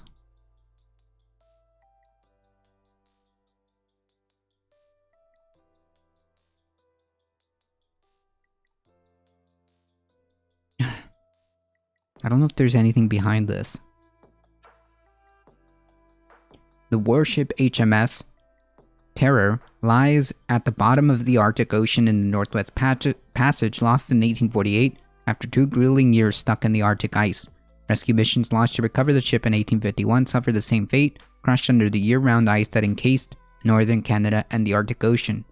But in 2016, 168 years later, the Victoria Strait was clear of ice, allowing the recovery of the HMS Terror and beckoning exploration of the northern reaches of the globe. The Arctic is iconic for maintaining year-round ice and snow, but in the last decade, it has begun to transition to wetlands and open ocean. Yikes. Emblematic of this change, in July 2020, the last intact ice shelf in the Canadian Arctic fell into the sea. First analyzed in 1902, the Milne ice sheet already lost 43% of its previous mass. Canada's Ellesmere Iceland caps were also lost in the summer of 2020, as the ice deposited during the Little Ice Age, 1600 to 1850, melted completely. Glacier melt, thawing permafrost, and wetland expansion create a new landscape, changing ecosystems as well as altering the global atmosphere and ocean circulation. The term tipping point is often applied to the most critical change in human history. In ecology, tipping points describe small changes that, over time, force an irreversible change. Yearly lows of sea ice and startling increase in permafrost thaw in a warming climate signals that the tipping point has already been crossed. We've already lost the frozen Arctic. At this critical moment of loss, we must use the Arctic tipping point as a hard lesson as ecosystems worldwide approach tipping points. Ice and snow are lost. The warming climate makes it difficult to recover. Sea ice that is only a few months old covers gaps in the Arctic Ocean, with yearly loss of old ice greater than the annual gain. In 2019, NOAA reported that just 1% of the ocean ice older than 4 years old remained. Yikes. A warming atmosphere and sea prevent ice growth, leading to an ice-free Arctic Ocean. In the summer of 2020, Arctic wildfires expanded across the tundra, driving permafrost thaw and triggering meltwater infiltration. And the permafrost water from small thaw areas expand laterally, warming the surrounding permafrost ice. Gradually disconnected thaw expands across a large area, abruptly transforming frozen ecosystems to wetlands. In pockets of permafrost and ice melt, vegetation grows at unprecedented rates. Once permafrost thaws, ongoing atmospheric warming makes a return to stable permafrost impossible. Yep.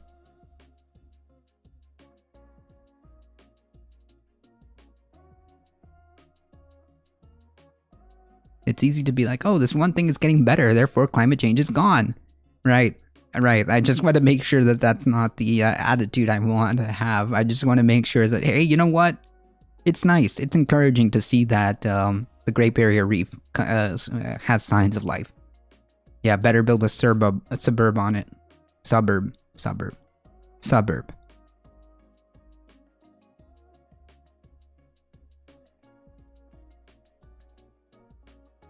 Welcome.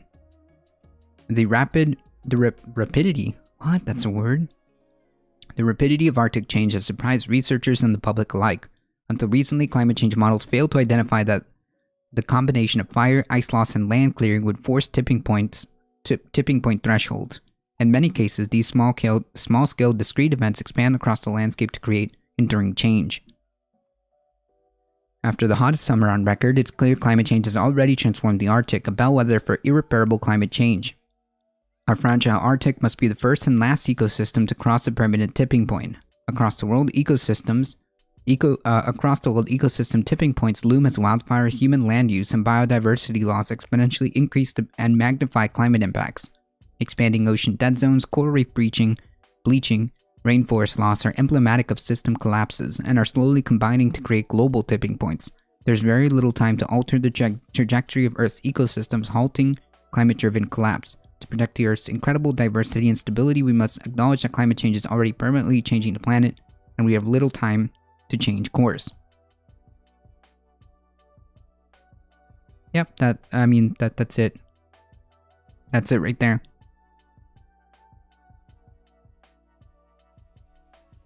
One step forward, 10,000 steps back. Yep. Middle Tennessee's wetlands, and they legit build houses everywhere, and it always floods. Yeah, I know. Yeah.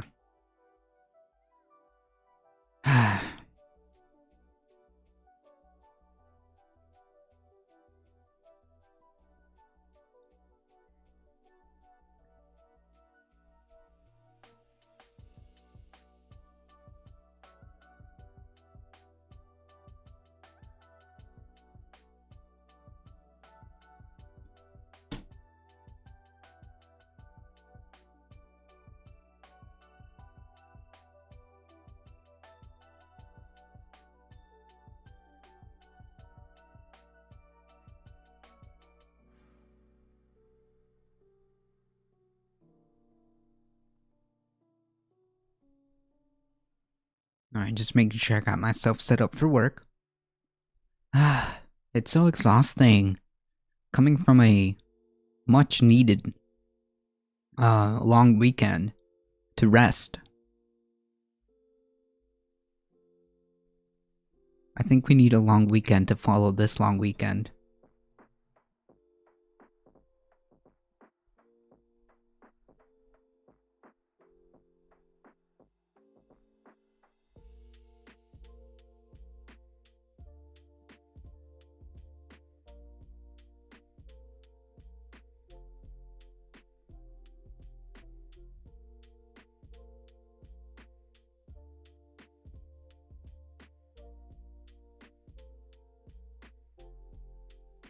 All right.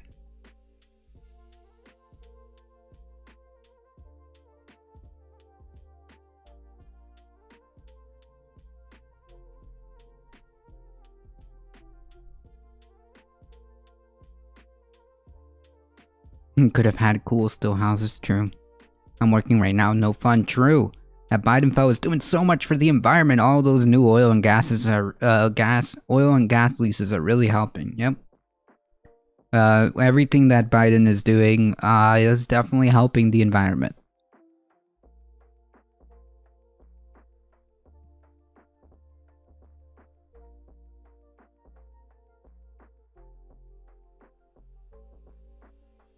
Part 2.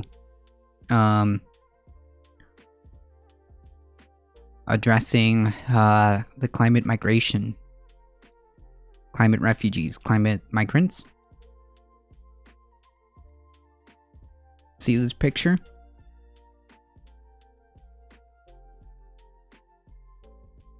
The Ranch 2 fire burned more than 4,200 acres, part of the worst wildfire season in California history.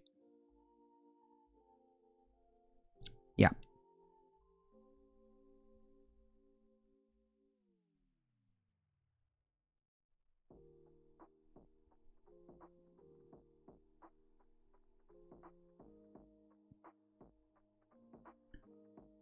With the heat unseen in generations, a surge in air conditioning broke the state's electrical grid, leaving a population already ravaged by the coronavirus to work remotely by the dim light of their cell phones. By mid-month, the state had recordedly possibly the hottest temperature ever on Earth, 130 degrees in Death Valley, and an otherworldly storm of lightning had cracked open the sky. From Santa Cruz to Lake Tahoe, thousands of bolts of electricity exploded down onto withered grasslands and forests, some of them already hollowed out by climate-driven infestations of beetles and kiln-dried by the worst 5-year drought on record. Soon, California was on fire.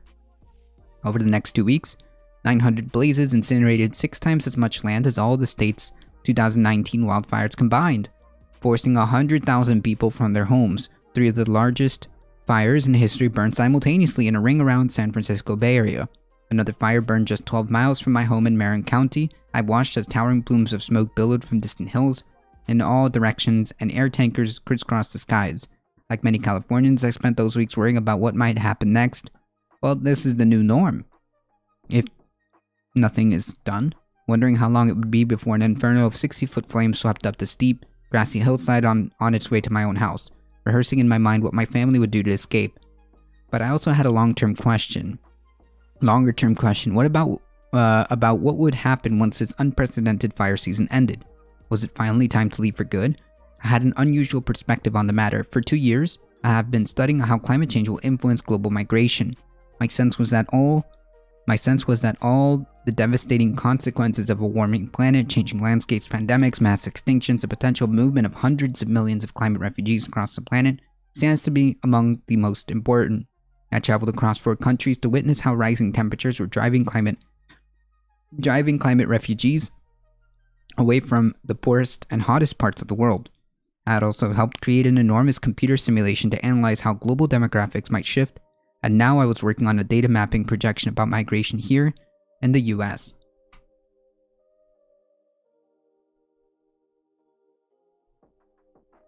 Yeah. So climate change is not just, oh look, we get a slightly warm summer now. No.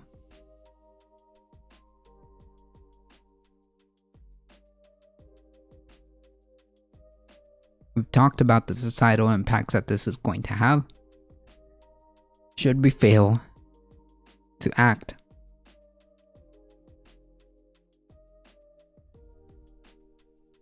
So it was with some sense of recognition that I faced these fires the last few weeks. In recent years, summer has brought a season of fear to California with ever-worsening wildfires closing in. But this year felt different. The hopelessness of the pattern was now clear, and the pandemic had already uprooted so many Americans. Relocation no longer seemed like such a distant prospect. Like the subjects of my reporting, climate change had found me, its indiscriminate forces erasing all semblance of normalcy. I suddenly had to ask myself the very question I'd been asking others. Was it time to move? I mean, if you have no other choice, yeah. Again, a lot of these folks aren't, like, choosing to move because they just want to get up and go. It's just that they don't have any other choice, really. That's what it is.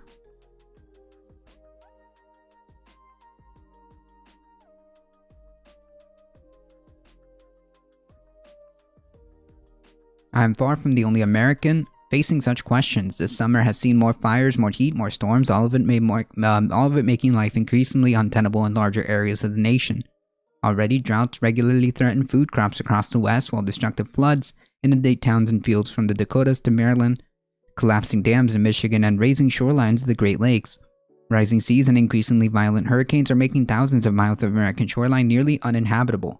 As California burned, Hurricane Laura pounded the Louisiana coast with 150-mile-an-hour winds, killing at least 25 people. It was the 12th named storm to form by that point in 2020, another record. Phoenix, meanwhile, endured 53 days of 110 degrees heat, 20 more days than previous record. Yep. Murrin? Emphasis on the back half. Gotcha. Murrin? Marin. Ah, Marin.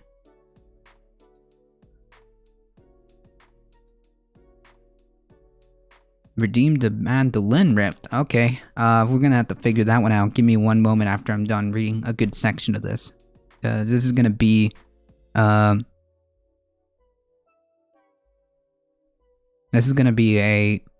multi-stream part series.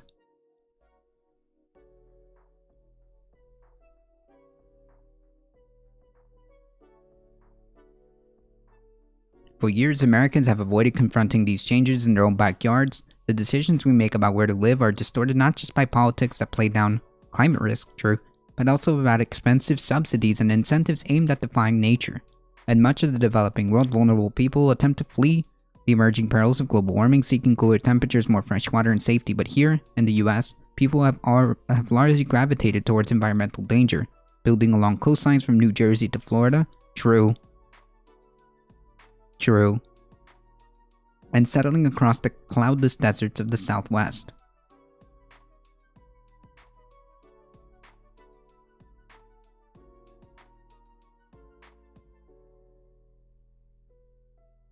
Yikes.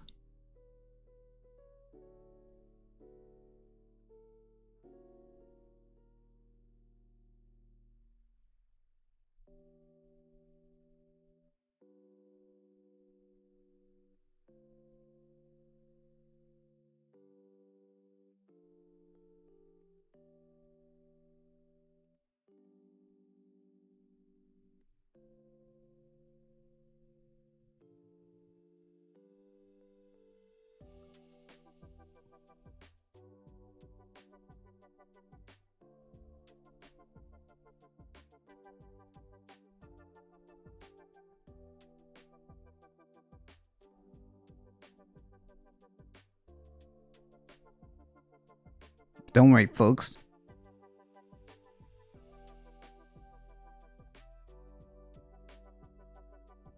Don't worry, folks. People like Lauren Boebert clearly acknowledged the problem, but they have completely disregarded any scientific backing for this. Can you link this article? Yeah, absolutely. Let's see if we can get that link in there. It might be a bit of a big link. Let's see. Yeah, how long before everything along the equator can no longer support human life?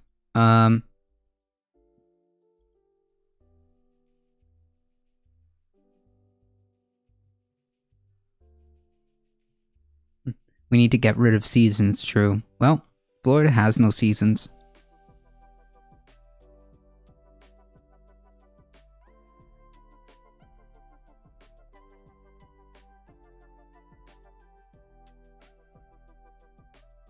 I hope this works.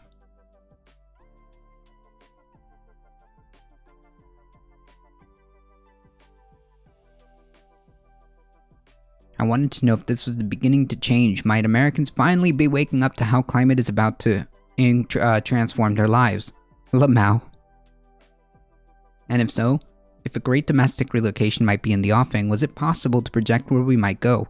To answer these questions, I've interviewed from more than 4 dozen experts, economists and demographers, climate scientists, and insurance executives, architects and urban planners, and I mapped out the danger zones that will close in on Americans for the next 30 years.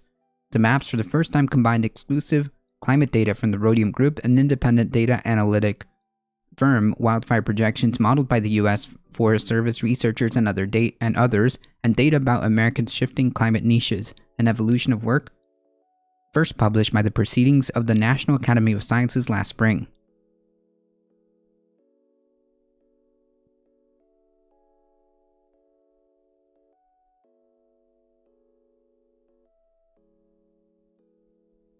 Here's the ProPublica information here.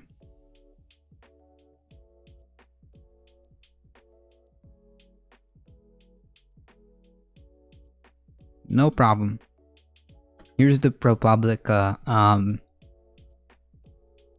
link. I'm in New England, so we got all the seasons. Nice. Kal-El, how's it going?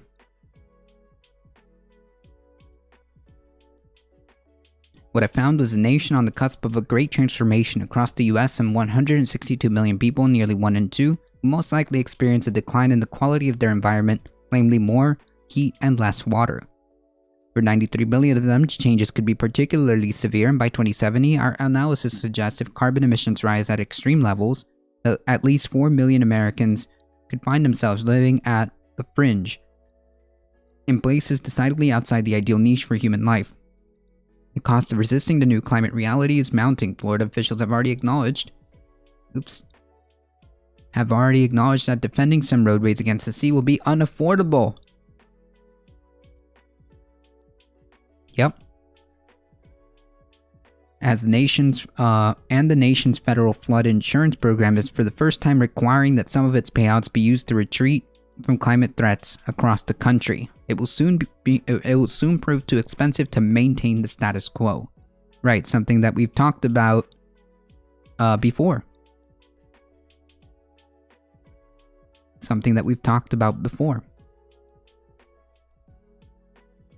Then what? That's the question, right? Then what? Unfortunately, by the time that happens, by the time we realize, holy yikes, we're in some deep trouble here, folks, then it will be too late. And it will be too late. Yeah.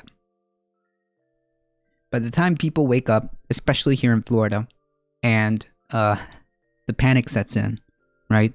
The reality sets in of, flooding. The coastal areas are going to be threatened to be erased. When that panic hits, I mean, what are these folks gonna do?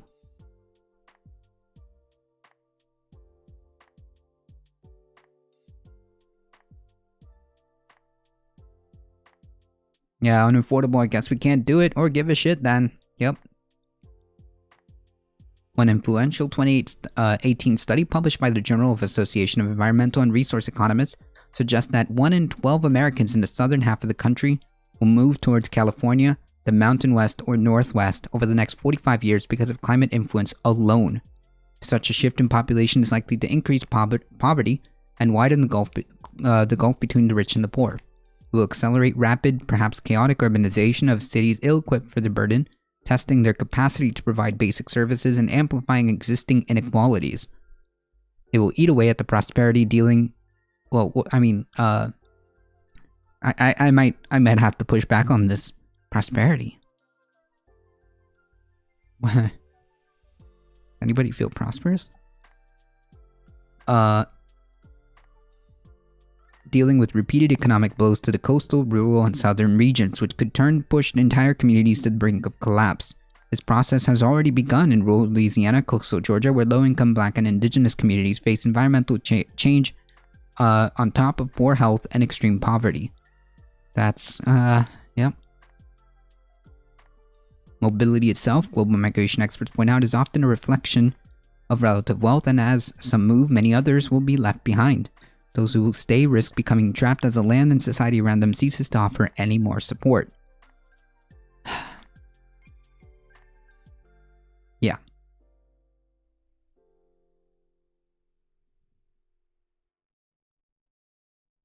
By the time the panic hits, it's already far too late to do anything. Yeah, that's exactly my point, Katrina Kaiju. Yep. There are signs that the message is breaking through. Half of Americans now rank climate as a top political priority. That's great. From roughly 1/3 in 2016, and 3 out of 4 now describe climate change as either crisis or major problem.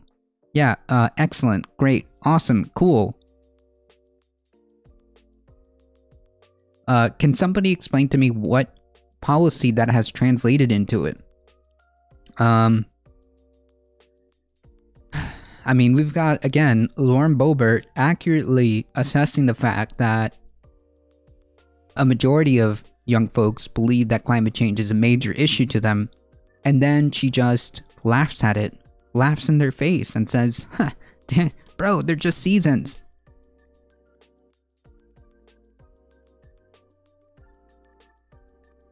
I mean, that's basically how electorates work. It's always delayed and it's always myopic. Yeah. I'm glad they think about it, but what are we doing though? Not much, unfortunately. Not much. Even young Republicans want action on climate change. Correct. Exactly. That's why I was pointing out earlier that even Lauren Boebert's constituency, at least the young Republicans, some, at least a bigger chunk of them now than ever, do acknowledge that this is a problem. I mean, the majority, I believe, understand, but the political will to execute the necessary policies to deal with this, to even put something on the board, is being favored for, like Darknet said earlier, culture war BS that just distracts and gets views or whatever it is that you need to do to own the libs, right? Whatever it is that you need to do to own the libs, right? I'm scared of the climate solutions that Republicans will come up with. Well, we know that. We saw it in the previous article, describing things such as like when conservatives begin to acknowledge this, and their solutions sometimes get really dark. We saw this with the conservative Mexico First movement.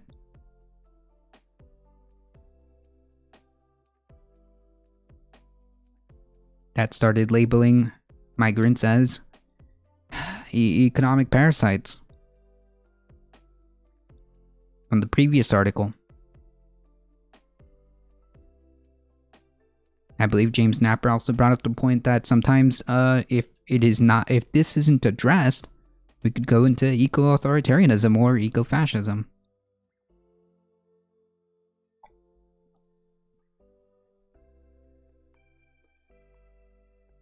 This year, Democratic caucus goers in Iowa, where tens of thousands of acres of farmland flooded in 2019, ranked climate second only to healthcare as an issue. A poll by researchers at Yale and George Mason University found that even Republicans' views are shifting. 1 in 3 now think climate change should be declared a national emergency. Policymakers, having left America unprepared for what's next, now face brutal choices about which communities to save, often at exorbitant cost, and which to sacrifice. Their decisions will almost inevitably make the nation more divided, with those worst off relegated to a nightmare future in which they are left to fend for themselves. Nor will these disruptions wait for the worst environmental changes to occur. The wave begins when individual perception of risk starts to shift, when the environmental threat reaches past the least fortunate and rattles physical and financial security of broader, wealthier parts of the population. Ah, yes. Ah, yes, it's not a problem until it's my problem.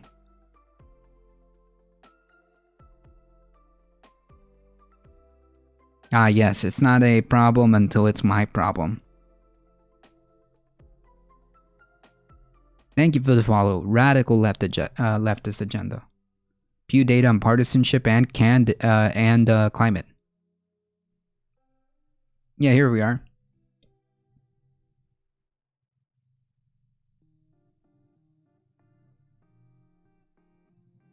Two-thirds of Americans think government should do more on climate. Unfortunately,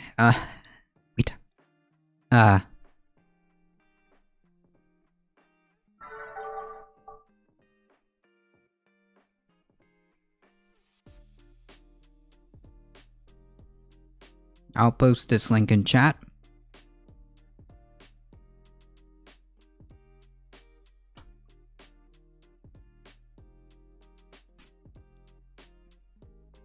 I think that this is a perfect,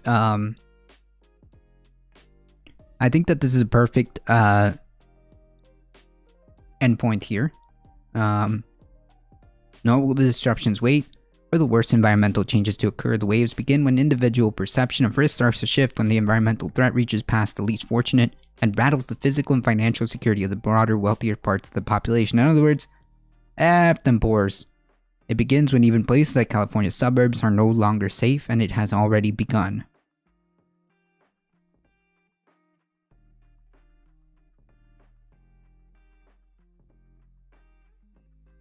Doing more on climate than nothing is a pretty low bar, Drew.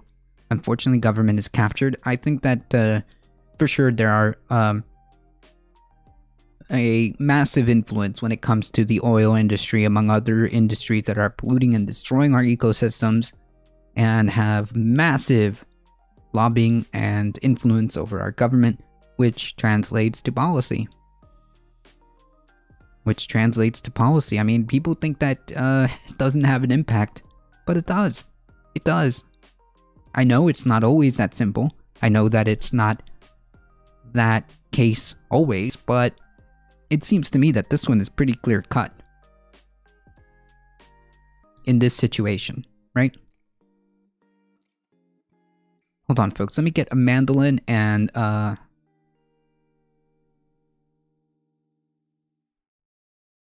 let's see if we can appease Reed and Rap's redemption for a rift on a mandolin.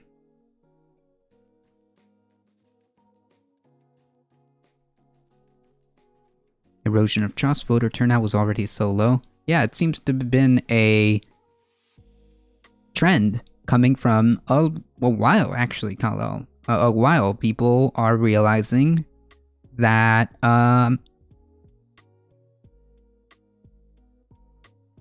unfortunately, the views of the public aren't being reflected in policy. James Napper brought up the point that sometimes it's very delayed and myopic, which is also true. There's also special interests at play, lobbying groups, gridlock in Congress. All of these things have collectively caused such a problem of inaction for decades. And here we are. And that creates erosion of trust. Voter turnout was already low. Erosion of democracy. Trust in democracy is at an all-time low, which is incredibly dangerous, incredibly worrisome in my opinion, because it opens the door for a strong man to say, hey, I got the solution. Democracy isn't working, right? I got the solution. And then we enter realms that we do not wish to go. That's my opinion.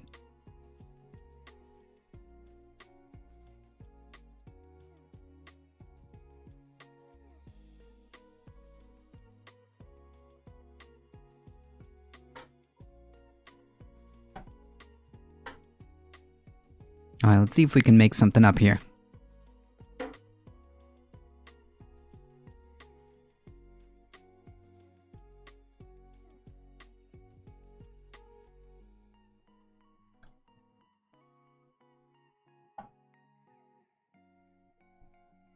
Okay.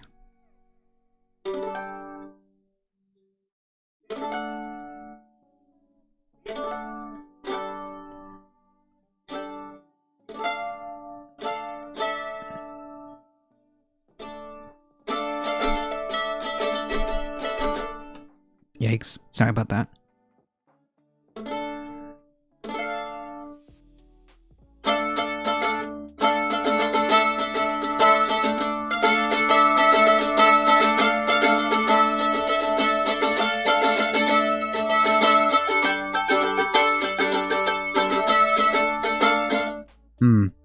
I don't like it.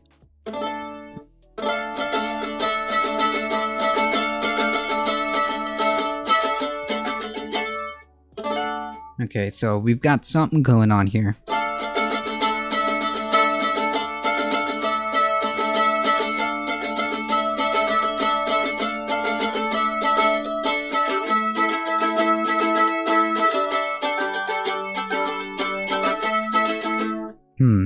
We're getting closer.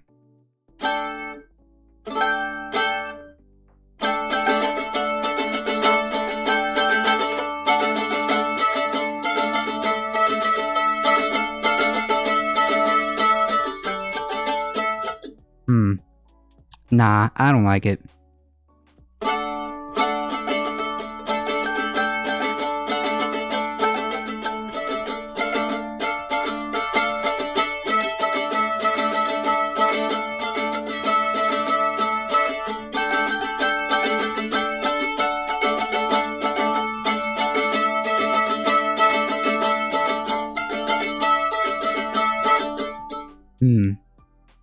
I don't know. I need to work up on my chords.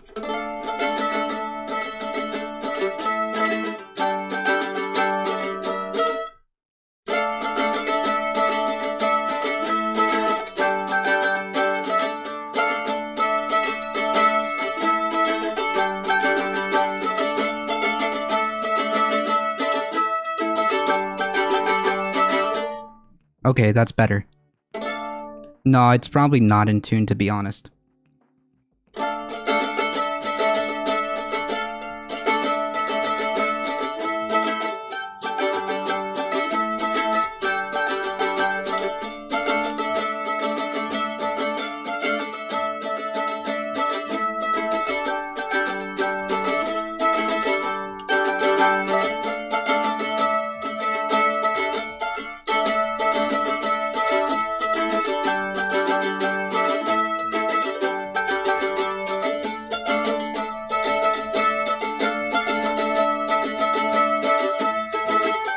Aha, okay, that's much better. Gotta take off the peel and the spiral next time. Yeah.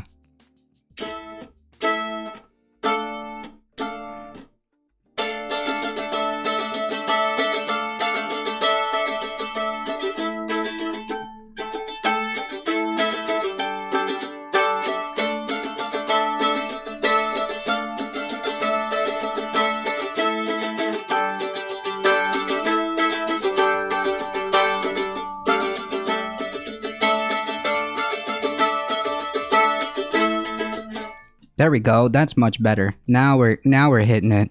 I like that much better. So we've got this chord, whatever this one is.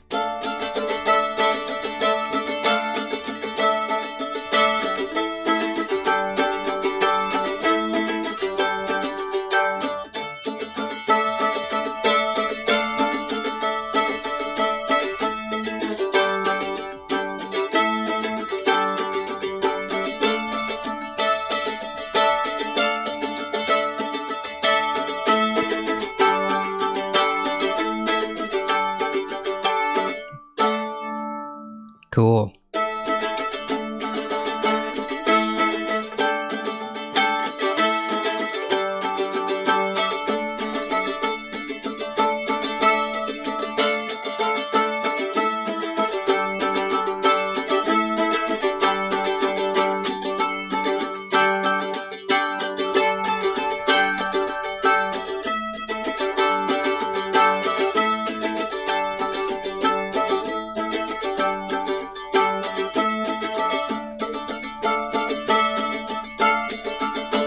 Okay, that sounds a little bit better. We're getting there.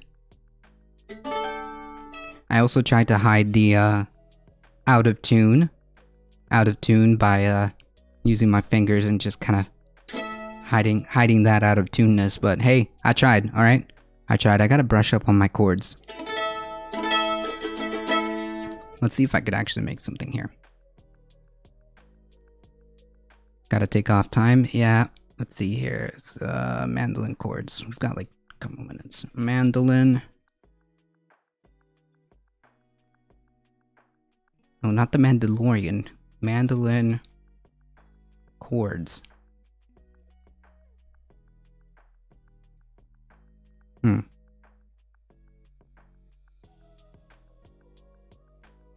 Okay.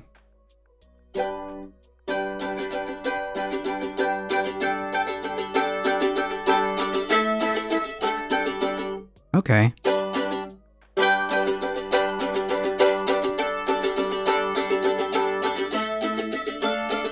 Nah, I don't like it. So... what is this one?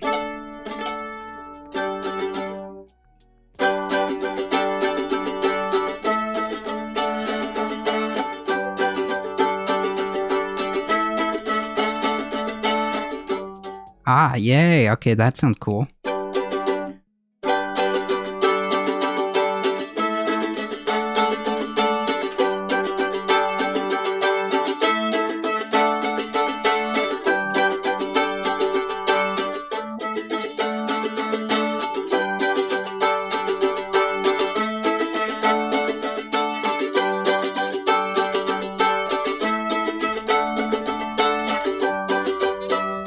Oops.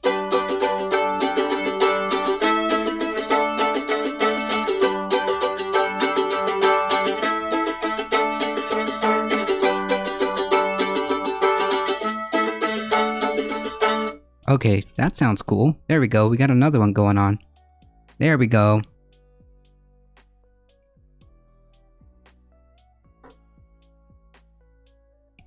Sweet. Just had to use a little cheat sheet to get some chords going. Hopefully I did a good job of hiding that out of tuneness, but hey, I've got to tune that afterwards. Folks! But mandolins have COVID? No, mandolins. Folks, it is time. I must get going. The work week starts in 5 minutes. I do appreciate everybody hanging out here with me today. If you guys enjoy the content, don't forget to hit the follow button. I appreciate you guys being here. Thank you, Darknet. I appreciate that. Thank you for all the new follows. Thank you for the support. As always, you guys are what makes this channel grow. Make sure you spread the word far and wide. Don't forget, join the Discord. Join, like, comment, share, subscribe on the YouTubes. It does help us out. You have a great day. It does help us out. Grammar Socialist, thank you for hanging out. As always, please stay safe. Please take care of each other. I love y'all, and I hope to see you guys in the next one. See ya! Alright, hang tight, folks.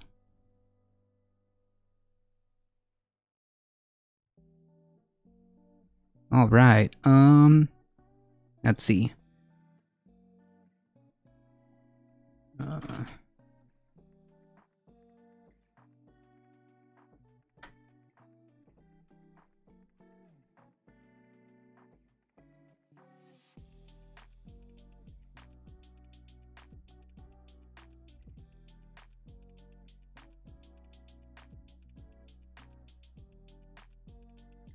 You know what? Let's go to Anna the Nugget.